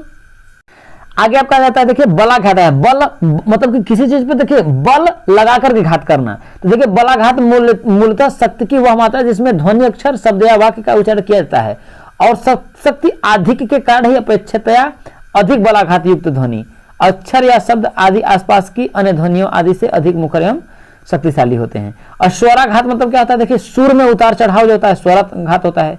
जैसे गायक अगर कोई गाता है उसमें क्या होता है, सुर में उतार चढ़ाव करता है, तब वो गाना अच्छा लगता है। ठीक है, तो उसी तरीके से देखिए सुर में उतार चढ़ाव होता है। सुर उच्च मध्य तथा निम्न हो सकता है। वास्तव में स्वर को तात्पर्य व स्वर तंत्रियों के उत्पन्न सुर या आवाज से है, जो कभी नीची कभी ऊंची और कभी सम सुनाई पड़ती है, और जो स्वर तंत्रियों के तनाव पर निर्भर होती है, क्योंकि उच्चारण के समय स्वर तंत्रियों में जब अधिक तनाव होता है तब उच्च स्वर तथा कम स्वर होता है। तो स्वराघात का मतलब समझ लीजिएगा, सुर में उतार और चढ़ाव को हम लोग स्वराघात बोलते हैं। ठीक है, स्वर में क्या करते हैं, आघात कर रहे हैं। आगे आ जाता है दोस्तों, देखिए कि कविता शिक्षण के 2 उद्देश्य बताइए। तो कविता शिक्षण का 2 उद्देश्य देखिए, छात्रों में कल्पना शक्ति व बोध शक्ति का विकास करना। दूसरा देखिए छात्रों को कविता पाठ सुनने योग्य बनाना। देखिए कविता शिक्षण का अगर पूछा गया 2 उद्देश्य, तो पहला उद्देश्य क्या है कि छात्रों के अंदर कल्पना शक्ति व बोध शक्ति का विकास करना, और छात्रों को कविता पाठ सुनने योग्य क्या करना, बनाना। ठीक है, अब यहाँ देखिए इस तरीके का आपका प्रश्न पूछा जाएगा, हिंदी में संयुक्त व्यंजन कितने होते हैं। देखिए ध्यान रखिएगा, स्र होता है, त्र होता है, ज्ञ होता है और स्र होता है। क्योंकि देखिए, और देखिए जैसे आपका देखिए छत्री वाला छ भी होता है। देखिए छत्री वाला छ भी होता है, ये क और स के योग से बनता है, क स समर्थ छ। अगर आपसे पूछ दे कैसे, तो देखिए छत्री वाला छ का स्पेलिंग क्या होता है, के यस यच। तो के का स्पेलिंग किसका होता है, क का यस यच का आपका स, तो क और स से मिलकर के छ बनता है, क स समर्थ छ। त्र जो होता है त और र से मिलता है त्र। ज्ञ जो होता है ज और इय से मिलकर के बनता है। ठीक है, उसका स्पेलिंग आप लिख लीजिए, आपको खुद ही समझ में आ जाएगा कौन किससे होगा। तो यही आपका देखिए इसी में आपका तरीके से पूछा। देखिए च वर्ड की ध्वनिया, देखिए च वर्ड का जितना है, प वर्ड की ध्वनिया, प वर्ड का जो होता है। अंतस्थ व्यंजन क्या होता है, देखिए य र ल और व, ये क्या होता है, अंतस्थ व्यंजन होता है। ठीक है, उष्म व्यंजन क्या होता है मेरे दोस्तों, श श श ह, ये आपका क्या होता है, उष्म व्यंजन होता है। इन सब चीजों का आप लोग अच्छे तरीके से लिख लीजिएगा। अब आगे देखिए एक आपका और प्रश्न पूछ दिया, देखिए मूर्धन्य वर्ड कौन से हैं। तो मूर्धन्य वर्ण कौन सा आता है आपका, देखिए ट वर्ग का जो होता है, देखिए जैसे री, देखिए ये तो मूर्धन्य वर्ण कौन से हैं, देखिए वर्ण पूछा है तो ध्यान रखिएगा मूर्धन्य जो होता है आपका देखिए ट वर्ग जितना है, देखिए ट ठ ड ढ अड़, ये है। इसके बाद देखिए स्वर में अगर आप जाएं तो री जो होता है वो आपका मूर्धन्य है। और ध्यान रखिएगा र और श ये भी क्या कहता है, जैसे कि हम लोग पढ़ते हैं, देखिए ये आपका बोलते हैं सलजम वाला स, इसका मूर्धन्य स बोलते हैं ना, षटकोण वाला स, ये मूर्धन्य है, इसका र ये आपका क्या है, मूर्धन्य वर्ण है। ठीक है मेरे दोस्तों, आगे आपका क्वेश्चन है मेरे दोस्तों, देखिए कि रविंद्रनाथ ने शांति निकेतन की स्थापना की, इस वाक्य को कर्मवाची में प्रतीत करना है। तो कुछ नहीं करना है, देखिए इसमें आपको क्या करना है, देखिए कि शांति निकेतन की स्थापना किसके द्वारा, रविंद्रनाथ जी के द्वारा की गई। इसमें कर्म प्रधान होगा, कर्मवाच्य मतलब जिसमें कर्म का आपका प्रधानता दे होगा वो कर्मवाच्य होगा। इस तरीके से शांति निकेतन की स्थापना रविन्द्रनाथ टैगोर ने की। किसने की, रविन्द्रनाथ टैगोर ने दी। यहाँ पर कर्म का प्रधानता हो गया ना, उसी तरीके से आप लोगों को करना है। तो अर्धविराम के बारे में तो मैंने आप लोगों को बताया ही है, एक बिंदु रहेगा इसे ऐसे आपका ये अर्धविराम का चिन्ह है। ठीक है मेरे दोस्तों, आगे आपका था देखिए समानार्थी शब्द की परिभाषा पूछ रहा है। तो समानार्थी शब्द क्या होता है, समान अर्थ प्रकट करने वाले शब्द को समानार्थी शब्द कहते हैं, या इसे बोल सकते हैं देखिए पर्यायवाची शब्द भी बोलते हैं। अब विलोम शब्द या विपरीत अर्थ प्रकट कर बताने वाले को क्या कहते हैं, देखिए विलोम शब्द बोलते हैं। ठीक है, अब पूछ रहा है देखिए आरोप, आरी, आज तथा आशा के विलोम शब्द। आरोप का क्या होगा, प्रत्यारोप होगा। आरी का होगा मित्र, आज का क्या होगा आपका कल हो जाएगा, और आशा का क्या होगा, निराशा। ठीक है मेरे दोस्तों, चलिए आगे बढ़ते हैं। अब आगे आपका आ जाता है दोस्तों, देखिए कह रहा है कि परिमेय संख्या क्या होती है, उदाहरण से स्पष्ट करिए। परिमेय संख्या क्या होती है, देखिए मैंने मैथ आप लोग बता दें, ऐसी संख्या जिसे p बटा q के रूप में लिखा जाए और q का मान क्या है आपका 0 से परिमेय संख्या कहते हैं।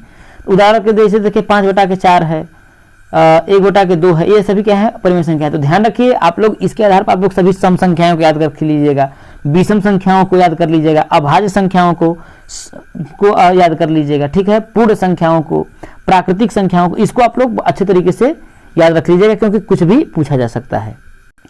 अब आगे देखिए लेखन का अर्थ बताइए। तो लेखन के बारे में मैंने बताया कि लेखन का क्या होता है, मन अपने भावों को लिखित माध्यम से व्यक्त करना लेखन कहलाता है। आप लोग ऐसे लिख सकते हैं कि अपने भावों को लिखित माध्यम से व्यक्त करना लेखन कहलाता है। या फिर देखिए मन के भाव एवं विचारों को लिपिबद्ध करते हैं, इस प्रकार की अभिव्यक्ति को लेखन कहते हैं। आगे पूछा देखिए उच्चारण की दृष्टि से व्यंजन की 3 श्रेणियां बताइए। तो कौन कौन सा, देखिए उच्चारण की दृष्टि से व्यंजन 3 प्रकार का होता है। कौन सा, स्पर्श व्यंजन, अंतस्थ व्यंजन और उष्म व्यंजन, तीनों को मैंने बताया है। स्पर्श व्यंजन क्या होता है, जहां पर मुख और मतलब कि जो चीजा है, जो जीवा है, कहीं ना कहीं आपका कहीं क्या करता है, स्पर्श करता है। जैसे क से लेकर के आपका प वर्ग जो होता है उसे स्पर्शी व्यंजन बोलते हैं। कौन सा बोलते हैं, स्पर्शी व्यंजन बोलते हैं। और य, र, ल और व जो होता है ये आपका अंतस्थ व्यंजन होता है। और उसमें व्यंजन क्या होता है, देखिए श, श, ह, ये आपका क्या है, उष्म व्यंजन। उष्म व्यंजन की अगर परिभाषा पूछे तो उष्म व्यंजन, उष्म तो होता है उष्मा, मतलब जिस व्यंजन का उच्चारण करते समय मुख से क्या हो, उष्मा मतलब कि हल्की हल्की गर्म आवाज निकले, उसे उष्म व्यंजन कहते हैं। ठीक है मेरे दोस्तों, आगे आपका आ जाता है देखिए कि अयोगवाह के 3 प्रकार बताइए। तो अनुस्वार होता है, अनुनासिक होता है और विसर्ग होता है।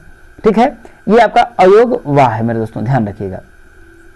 अब आगे पूछ दिया है कि विकारी शब्द किसे कहते हैं। तो विकारी शब्द मतलब क्या होता है, देखिए विकारी शब्द वो होते हैं देखिए कि जिनको लिंग, वचन और कारक के अनुसार परिवर्तन किया जा सकता है। मतलब कि विकारी शब्द ऐसे शब्द कहलाते हैं जिनको लिंग के द्वारा, लिंग, वचन और किसके द्वारा, कारक के द्वारा क्या किया जाता है, देखिए परिवर्तित किया जाता है, उसे विकारी कहते हैं। अविकारी क्या होता है, देखिए एक अविकारी पूछ सकता है, देखिए जिनको लिंग, वचन और कारक के द्वारा के अनुसार परिवर्तित नहीं किया जा सकता।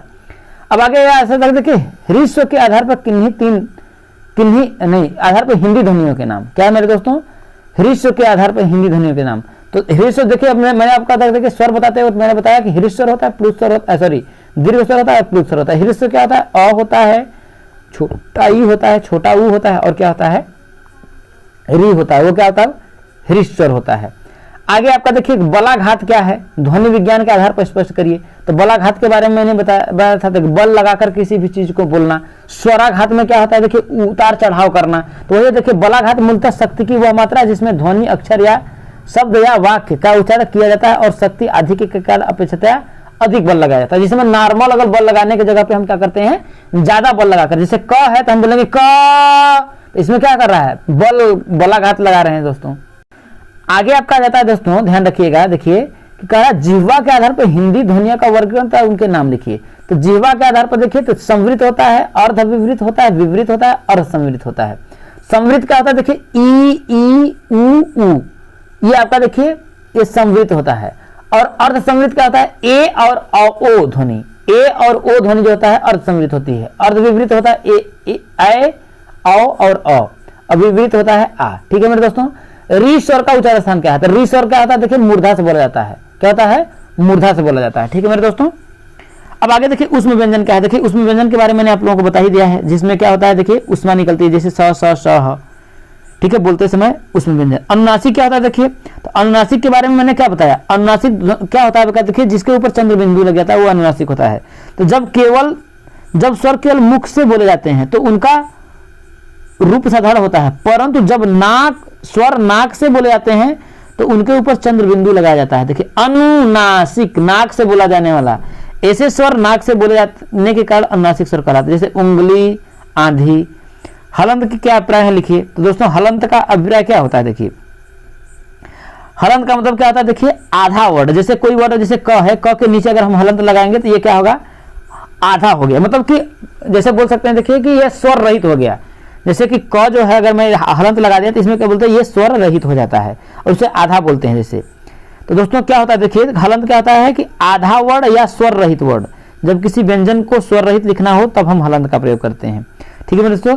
आगे पूछा देखिए अंग्रेजी वर्णमाला में कितने शब्द होते हैं, तो देखिए 26, और हिंदी में कितने होते हैं आपके, तो बताएंगे कितना, 52। कितना होगा, हिंदी में आपके 52 होते हैं। ठीक है मेरे दोस्तों। अब आगे देखिए आपका पूछा च वर्ड की ध्वनियां कितनी है, नाम लिखिए। तो ये च छ ज झ इ आपका देखिए च वर्ड की है। ठीक है। गुणा में कौन सी संक्रियाएं होती हैं, देखिए तो गुणा में कौन सा होता है, देखिए गुणक होता है, गुणज होता है, गुणनफल होता है, ये आपकी संक्रियाएं होती हैं।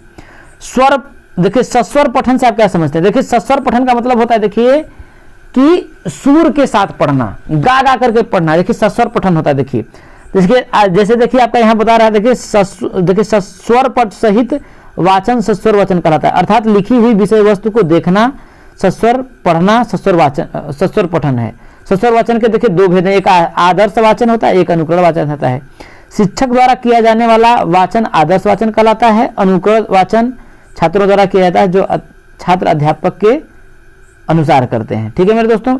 आगे आपका दिया देखिए आपका कि भाषा शिक्षण में उचित आरोह अवरोह की कठिनाइयों उत्पन्न होने के दो प्रमुख कारण बताइए। पहला, भाव को समझकर न पढ़ना, पहला ये है। दूसरा देखिए आरोह अवरोह का मतलब क्या है, कठिनाई होना, दिक्कत होना, उसको बताना है। धारा प्रवाह का अभाव होना, मूल भाव में विपरीत पठन, शीघ्रता से पठन, ये सभी क्या है उसके प्रॉब्लम है। आगे समय है, देखिए पढ़ते समय ध्यान रखने योग्य दो बातें बताइए। तो पहला देखिए शुद्ध शैली से पढ़ें, पहला क्या होना चाहिए, शुद्ध शैली का हम लोग क्या करें, ध्यान दें। देखिए शुद्ध पठन शैली के लिए अग्रलिखित बातों पर ध्यान देना चाहिए कि हम लोग ग्रामर का अच्छी तरीके से हम लोगों को क्या करना चाहिए, ध्यान देना चाहिए। तभी हम आप क्या करें, पढ़ते समय जो ध्यान देने की बातें हैं। और बहुत तेजी से जो है आप लोगों को नहीं पढ़ना चाहिए। देखिए यही सब आप लोगों का देख दिया है। देखिए पढ़ते समय प्रभावोत्पादक शब्दों पर विशेष बल देकर बोलना चाहिए ताकि श्रोता उसके पठन की ओर आकर्षित हो सके। प्रत्येक शब्द पर बल देना जरूरी है, ऐसा करने पर पठन पूर्णतः सफल होगा। जहाँ रुकने की आवश्यकता हो वहाँ अवश्य रुकना चाहिए तथा शब्दों को अलग अलग करके उचित बल तथा विराम के साथ पढ़ना चाहिए। विराम चिन्हों का भी प्रयोग करना चाहिए और शुद्ध उच्चारण करना चाहिए। स्वर की गति, लय तथा प्रवाह का पूरा ध्यान रखना चाहिए। असुंदर लेखन के दो कारण बताइए। देखिए असुंदर लेखन के दो कारण क्या हो सकता है, देखिए लिखने की कॉपी और आंखों की दूरी उचित न हो, मतलब एक दो होता है। देखिए खराब लेखन का ये एक पहला कारण हो सकता है। देखिए लिखने की कॉपी और आंखों की दूरी उचित न हो, कलम पकड़ने का ढंग सही से न हो, विराम चिन्हों का उचित प्रयोग न हो, ये क्या है, खराब कारण है। देखिए पठन के कितने प्रकार होते हैं, देखिए पठन के आपके कितने प्रकार, देखिए मुद्रा भाव पठन होता है, दृश्य पठन होता है, अभिनय पठन होता है और चित्र पठन होता है। कुल 4 प्रकार होते हैं। शब्द किसे कहते हैं, शब्द के बारे में मैंने बताया कि वर्णों का एक ऐसा सार्थक समूह जिसका एक क्या हो, अर्थ निकले, उसे हम क्या कहते हैं, शब्द कहते हैं। जैसे मोहन पुस्तक, इसका एक अर्थ लिखा हुआ है। अब आगे बोल रहा है, देखिए श्रुत लेख किसे कहते हैं, जिसे सुन करके लिखा जाता है वो श्रुत लेख कहलाता है। स्पर्श व्यंजन के क्या आशय क्या है, देखिए जब क्या होता है, देखिए जिह्वा जो है मतलब कहीं ना कहीं जो होता है, देखिए मुख द्वार को बंद करके इस प्रकार बोलते हैं। देखिए यहाँ बोल रहा है जिन व्यंजनों के उच्चारण में मुख द्वार को बंद करके इस प्रकार बोलते हैं कि हवा उच्चारण स्थानों को स्पर्श मात्र करती है। स्पर्श मतलब हवा कहीं ना कहीं क्या करती है, स्पर्श करते हुए निकलती है। जैसे क, ख, ग, घ, ये सभी क्या है आपके स्पर्श व्यंजन है।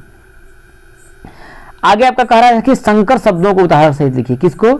संकर शब्द। संकर शब्द क्या होते हैं दोस्तों? संकर शब्द होते हैं ये शब्द दो भाषाओं के शब्दों को मिलाकर बना लिए गए हों, उन्हें संकर शब्द कहते हैं। संकर शब्द क्या होता है? देखिए दो भाषा, जो क्या होता है, ये शब्द दो भाषाओं के शब्दों को मिलाकर के बनाए गए होते हैं। जैसे कि रेलगाड़ी, रेल प्लस गाड़ी से रेलगाड़ी आ गया, नेक प्लस चलन से नेक चलन हो गया, वर्ष प्लस गांठ से वर्ष गांठ हो गया। ये सभी क्या होते हैं? आपके संकर शब्द कहलाते हैं।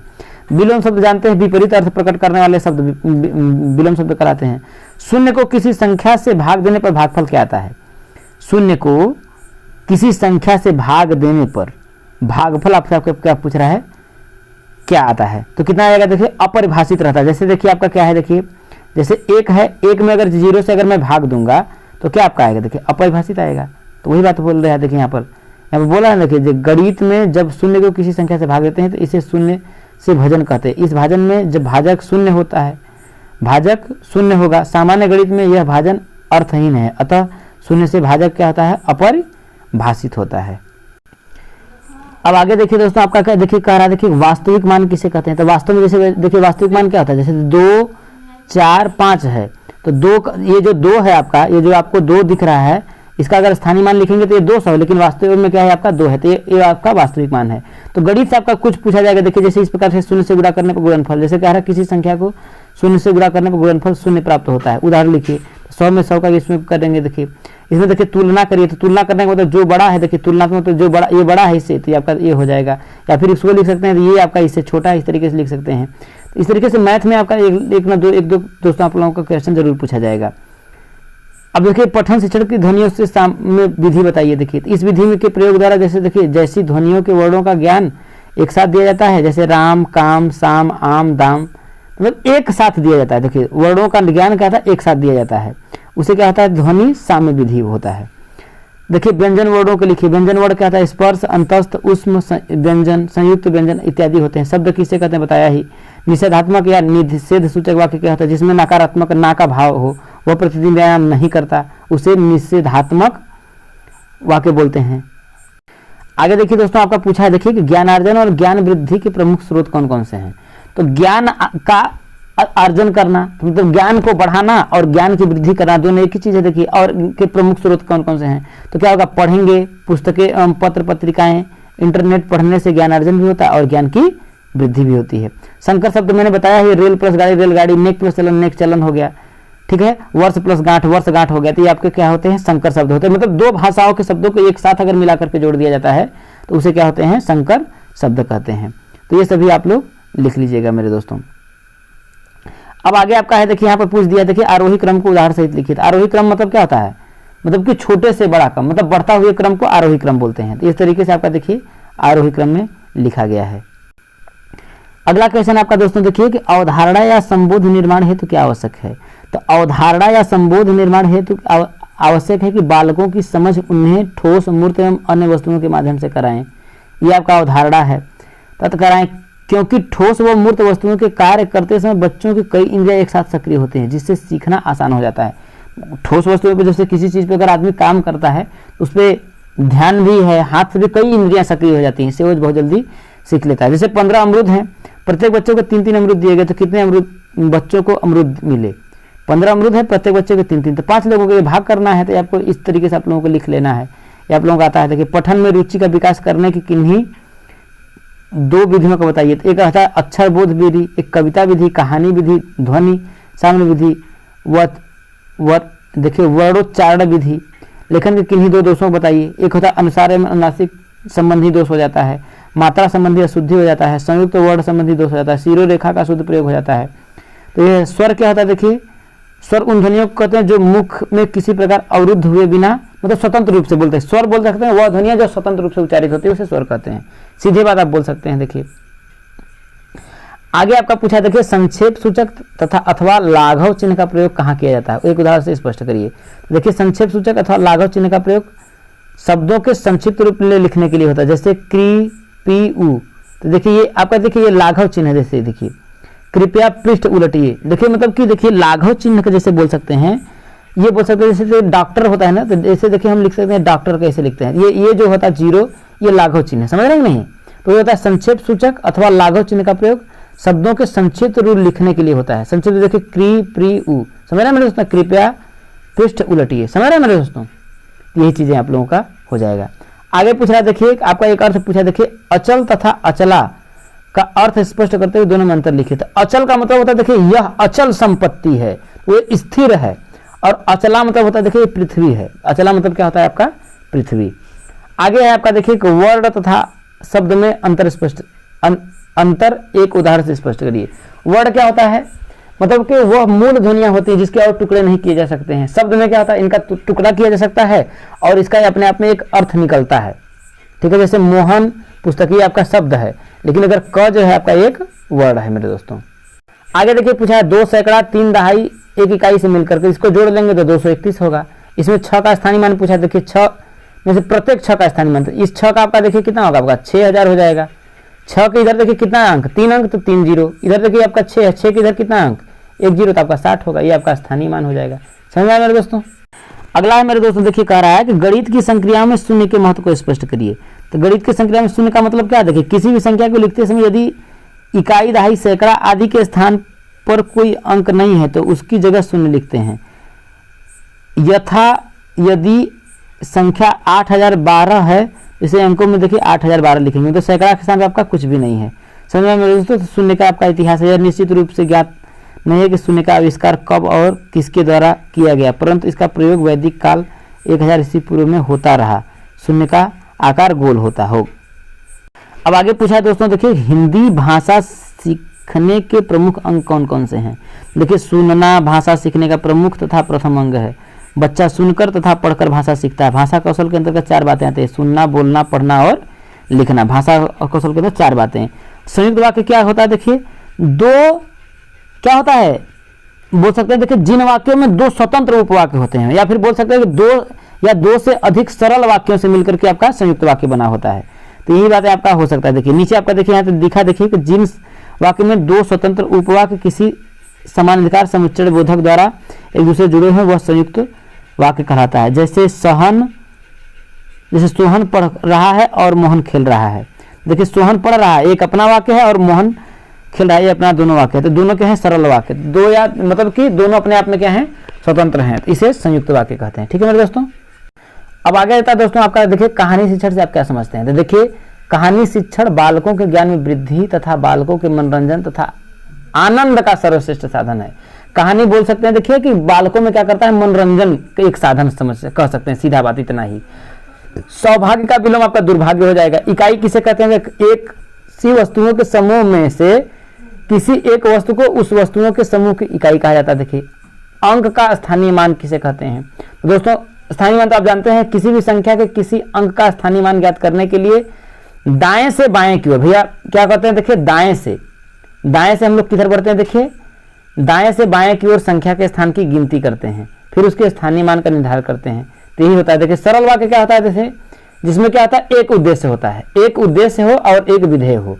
सरल वाक्य क्या होता है, जिसमें एक उद्देश्य हो एक विधेय हो, अथवा जिस वाक्य में एक ही क्रिया हो उसे सरल वाक्य कहते हैं। जैसे सरिता स्कूल जा रही है, ऐसे समझिए।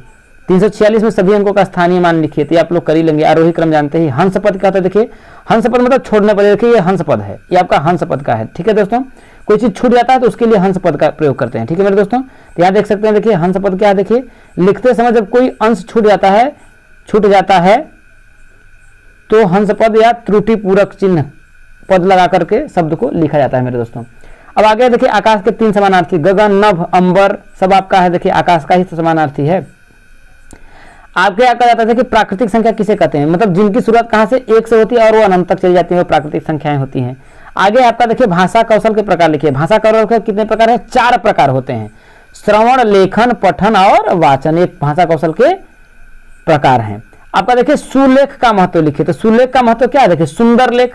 सुलेख शब्द से सु प्लस उपसर्ग बना है, इसका अर्थ है सुन तो सुंदर था श्रेष्ठ लेख। भाषा शिक्षण को आरंभ से ही बच्चों में सुंदर लेख लिखने की आदत डालनी चाहिए। जो बच्चा आरंभ में सुंदर लिखता है, आगे चल करके वो बहुत बड़ा, मतलब कि बहुत ही प्रभाव। आगे देखिए आपका क्वेश्चन है, देखिए कि अपने से छोटों के लिए स्नेहपूर्ण 4 शब्द लिखिए। देखिए प्रिय बोल सकते हैं, अनुज बोल सकते हैं, चिरंजीवी बोल सकते हैं, शुभाकांक्षी बोल सकते हैं, ये बोल सकते हैं। देखिए अव्यय को सोदाहरण स्पष्ट करिए। अव्यय क्या होता है दोस्तों? अव्यय का देखिए शाब्दिक अर्थ होता है, देखिए अ मतलब नहीं, अव्यय मतलब जो क्षति न हो, मतलब ज्यों का त्यों हो, तो जो व्यय न हो। जिन शब्दों के उपयोग से वाक्य में लिंग, वचन, पुरुष, काल, कारक आदि की वजह से कोई परिवर्तन नहीं होता, उसे हम लोग क्या बोलते हैं? अव्यय बोलते हैं, या अव्यय को ही अविकारी बोलते हैं दोस्तों। क्या बोलते हैं? अविकारी शब्द भी कहते हैं। तो अविकारी में क्या होता है? इसमें देखिए ध्यान रखिए, अव्यय या अविकारी शब्द उसे कहते हैं जिस पर काल, लिंग, पुरुष, वचन किसी भी चीज का फर्क नहीं पड़ता है, उसे अविकारी शब्द कहते हैं। जैसे आज, कल, इधर उधर, किंतु, परंतु, लेकिन, जब तक, अब तक, कब तक, कहां तक, इस पे कुछ भी कर लीजिए, कोई दिक्कत नहीं है, किसी का करिए उससे फर्क नहीं पड़ता है। आगे देखिए अनुनासिक ध्वनि युक्त 4 शब्द लिखिए। ये देखिए आपके अनुनासिक हैं, ये देखिए आपका हंसी हो जाएगा, हंसी, चांद, 5 मुंह, ये आपके हैं।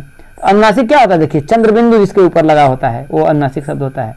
आगे देखिए संयुक्त स्वर कौन कौन से हैं? देखिए संयुक्त स्वर होता है, देखिए ओ, औ, ऐ, ओ, औ, देखिए ए यू से मिलकर के होता है, ठीक है। तो ए, तो अ और उ से मिलकर के क्या होता है? अ प्लस उ से मिलकर के आपका ओ बना होता है। औ क्या होता है? नहीं, औ जो होता है अ प्लस उ से मिलकर के बना होता है। और ये ठीक है मेरे दोस्तों, ए जो होता है अ और ई से मिलकर के बना होता है। ए जो है अ और ई से मिलकर के बना होता है, ठीक है मेरे दोस्तों। इस चीज को आप लोग ध्यान रखिएगा। आगे है आपका देखिए कि राम ने रावण को बाण से मारा।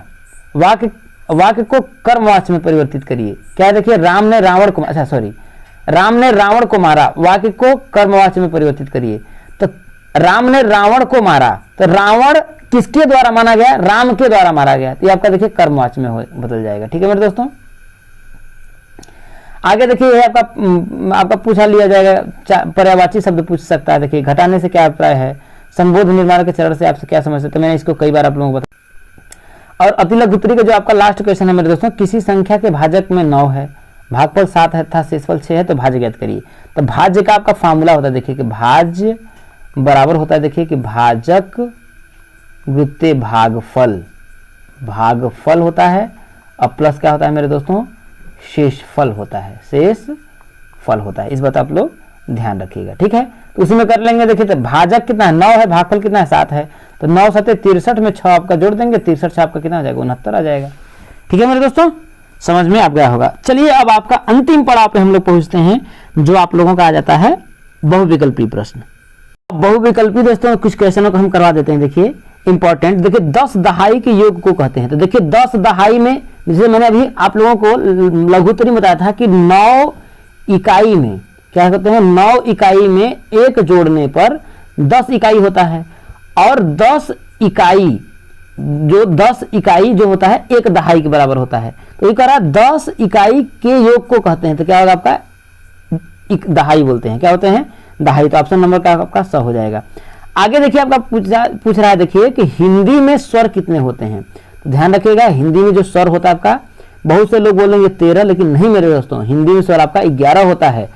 अंग और अह जो होता है एक आपका क्या हो जाता है? अनुनासिक और विसर्ग हो जाता है। इस बात को आप लोग ध्यान रखिएगा मेरे दोस्तों। तो हिंदी में स्वर आपके सिर्फ 11 होते हैं।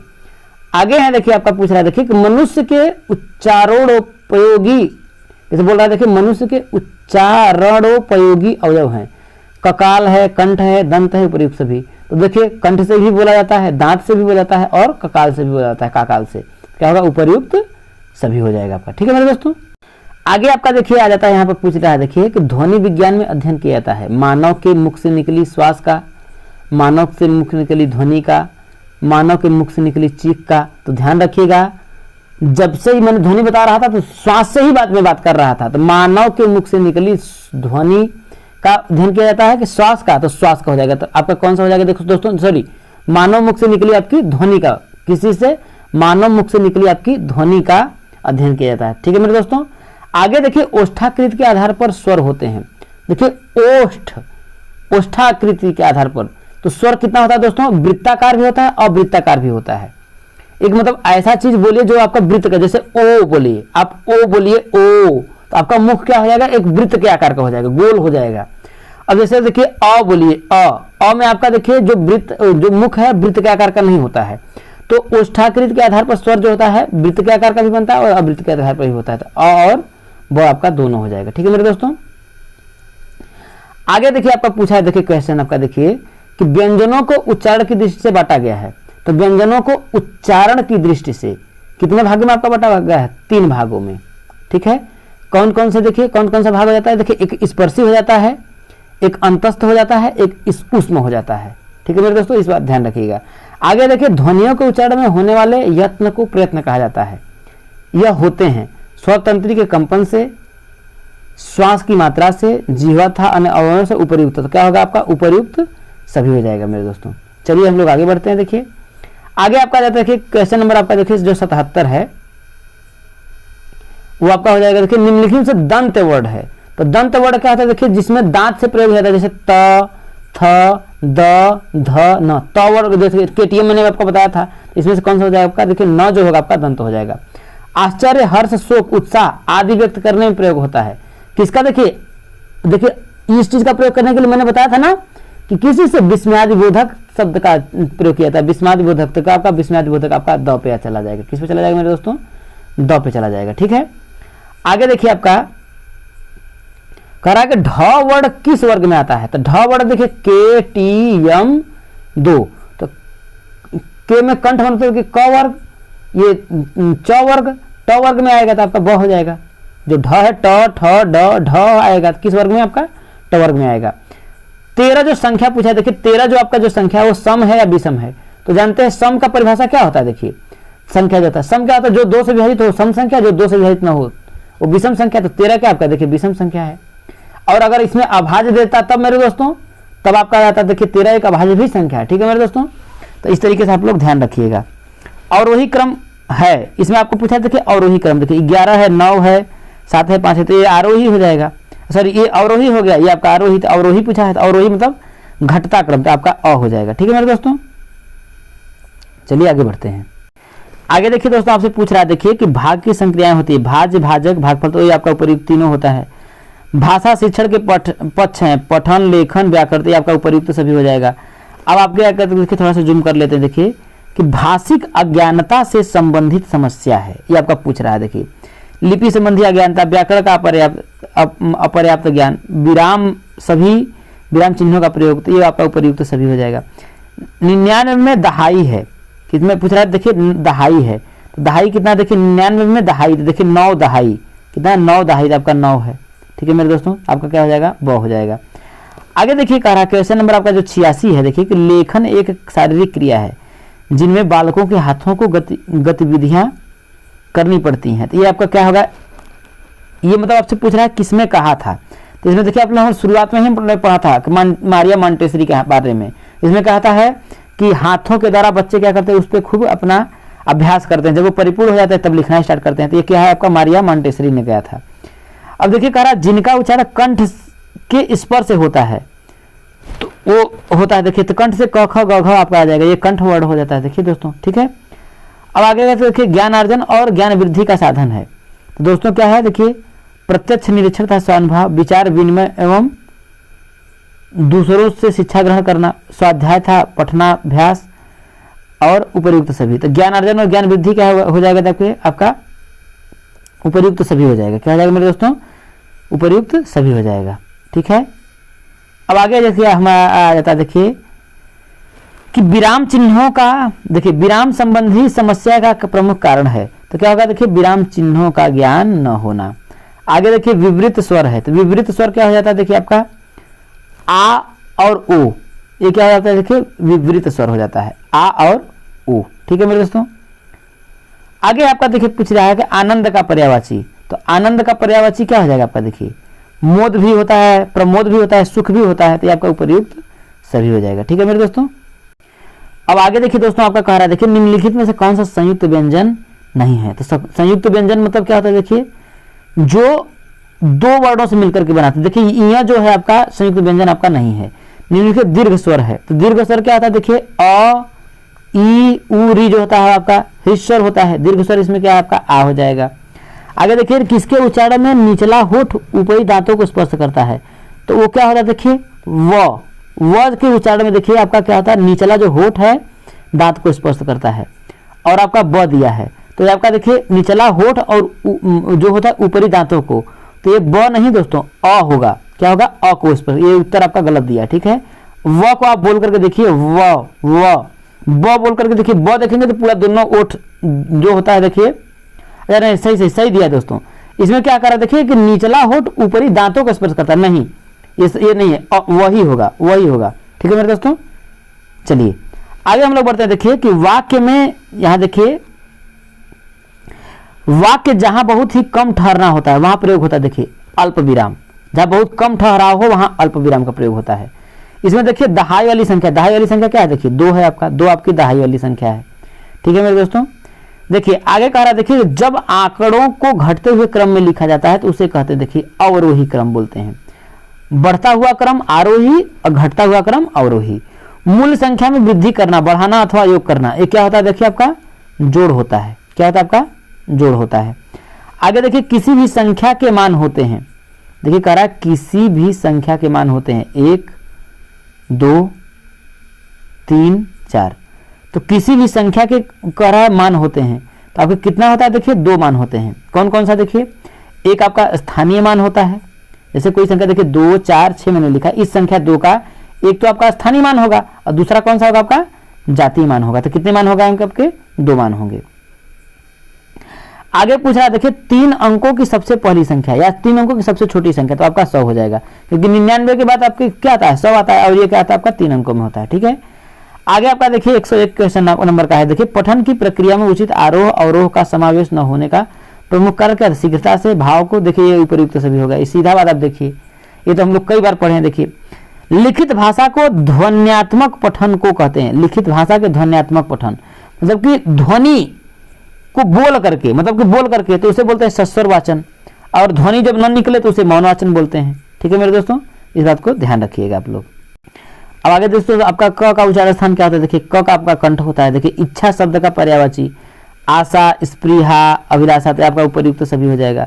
कोष्टक चिन्ह है, देखिए आपका तीनों आपका कोष्टकीय चिन्ह है। देखिए आगे आपका देखिए कि किसी कथन का विस्तार देने वाले विवरण को प्रारंभ करने के लिए किस विवरण चिन्ह का प्रयोग किया जाता है, तो विस्तार करने के लिए देखिए इसका प्रयोग किया जाता है, ठीक है। शुद्ध शब्द है, देखिए उज्जवल, तो आपका द हो जाएगा, देखिए उज्जवल आपका शुद्ध शब्द है, ठीक है मेरे दोस्तों।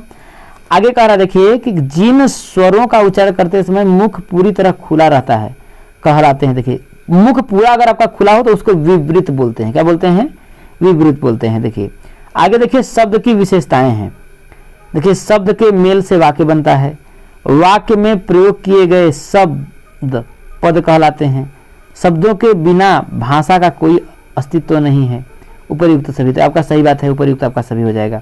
दी संख्याओं का आरोही क्रम होगा, इसका क्या है, अवरोही, अवरोही मतलब बढ़ते से घटता क्रम, तो सबसे बड़ा आपका क्या है, देखिए 7 8 5 4 है, 7 8 4 6 है, तो सबसे बड़ा का 7 8 6 4 है, तो पहले ये होगा, इसके बाद आपका ये होगा, इसके बाद ये होगा, तो देखिए आपका देखिए सबसे 64 के बाद 54, 64 के बाद 54, 54 के बाद आपका 46 का दिए, आपका अही हो जाएगा दोस्तों, ठीक है। चलिए आगे बढ़ते हैं। अगला क्वेश्चन देखिए पूछा है 5 को शून्य से गुणा करने पर गुणनफल आपका शून्य ही होगा, क्या होगा आपका शून्य ही हो जाएगा मेरे दोस्तों। शून्य को किसी संख्या से भाग देने पर भागफल आपका, देखिए कह रहा है देखिए कि शून्य को किसी संख्या से भाग देने पर आपका जो भागफल होगा तो शून्य ही आएगा, ठीक है। देखिए पुस्तक प्रेस कारखाने में पिछले वर्ष इतना था, वर्तमान में इतना पुस्तकें छपकर तैयार हुई, कुल कितनी, इन दोनों को जोड़ देंगे, जो आएगा आपका आंसर हो जाएगा। देखिए 1 सैकड़े में कितनी दहाइयाँ होती हैं, देखिए कह रहा है देखिए कि 1 सैकड़े में कितनी दहाइयाँ होती हैं, तो 10 दहाइयाँ, 10 दहाइयाँ हो जाएंगी। देखिए लेखन की अशुद्धियों को दूर करने का उपाय, देखिए ये आपका उपयुक्त सभी हो जाएगा। पठन का महत्व है ज्ञानार्जन के लिए, मनोरंजन के लिए, समाचारों को बढ़ाने के उपयुक्त सभी, तो क्या होगा आपका, देखिए उपयुक्त सभी हो जाएगा पठन का महत्व। आगे देखिए पूछ रहा है देखिए कि य र ल व व्यंजन कहलाता है, तो आपका क्या होता है, अंतस्थ व्यंजन का आपका कहलाता है। च का उच्चारण स्थान पूछ रहा है, देखिए आपका तालु हो जाएगा। अंग्रेजी में स्वरों की जो संख्या कितने, तो ए ई आई ओ यू आपका 5 हो जाएगा, ठीक है मेरे दोस्तों। आगे देखिए इतिश्री के लिए चिन्ह का प्रयोग, देखिए इतिश्री के लिए आपका ये आपका होता है, इस चीज का चिन्ह का प्रयोग किया जाता है। कमल का समानार्थी शब्द पंकज, अनिल, पद्म, सरोज, तो आपका ध्यान रखिएगा समानार्थी शब्द नहीं है। देखिए यहाँ पर पूछ रहा है शब्द, तो आपका अनिल नहीं होगा। ठीक है, इस बात का आप लोग ध्यान रखिएगा। अब अगला जो है आपका दोस्तों देखिए कि वर्तनी की दृष्टि से शुद्ध शब्द है, तो आपका देखिए उज्ज्वल हो गया, कई बार आ गया आपका। देखिए संयुक्त शब्द ज्ञ जो होता है, ज्ञ किस वर्ड से, ज और इय से, किस चीज से मेरे दोस्तों, ज और इय से मिलकर के ज्ञ बना होता है। तो कौन सा हो जाएगा, देखिए आपका ब हो जाएगा। किससे हो जाएगा, ज और इय से मिलकर के। हिंदी में वचन होते हैं, तो हिंदी में कितना आपका वचन होता है दोस्तों, हिंदी में जो आपका कितने वचन होते हैं आपके, देखिए 3 होता है, एक वचन, द्विवचन और बहुवचन। और वही क्रम आपका है। देखिए तो ये आपका 3, 7, 9, 11 आपका नहीं, और वही देखिए आपका ए होगा, आरोही आपका ये होगा। ठीक है, देखिए 100 इकाई के समूह को कहते हैं। देखिए 1 सैकड़ा आपका ब हो जाएगा। गणित की मूल संक्रियाएं कह रहा है जोड़ तथा घटाना, गुणा तथा भाग, 1 व 2 दोनों, तो दोनों हो जाएगा। देखिए गणित की मूल संक्रियाएं हो जाएंगी। ठीक है, आपका जोड़ की क्रिया में जोड़ते हैं। देखिए इकाई को इकाई से, दहाई को दहाई के, सैकड़ा को सैकड़ा से, उपयुक्त सभी है, या भी सही है। गुणा की संक्रिया में देखिए गुण, गुणक, शेष, गुणनफल, तो गुणा की संक्रिया में क्या हो जाएगा आपका, देखिए शेष, संक्रिया नहीं है, शेष जो है आपका नहीं है दोस्तों। तो इस तरीके से हमने आपका पूरा जो कंप्लीट मैराथन कराया है दोस्तों, थोड़ा जल्दी में कराया है। हो सकता है कि आप लोगों को कुछ चीजें समझ में ना आए, तो उसके लिए मैं हमेशा आप लोगों से क्षमा प्रार्थी रहूंगा, लेकिन यकीन रखना यहीं से आपको प्रश्न बनेगा। श्योर है अगर पूरा आप लोग कर लिए होंगे मेरे दोस्तों, तो 45 तो नहीं कर सकते, लेकिन 40 प्लस में आपका दाग भी नहीं रहेगा मेरे दोस्तों। तो चलिए इस सेशन की समाप्ति करते हैं, और हो सकता है कि मैं सेकंड विषय का आप लोगों को ना करा पाऊं, क्योंकि अभी हमको मैथ का करवाना है, क्योंकि मैथ ज्यादा इंपॉर्टेंट है मेरे दोस्तों, और जो है आप लोगों को अच्छी तरीके से कर लेंगे। इस वीडियो में ही समाप्ति करते हैं। उम्मीद है आप लोगों को पसंद आया होगा। जय हिंद, वंदे मातरम।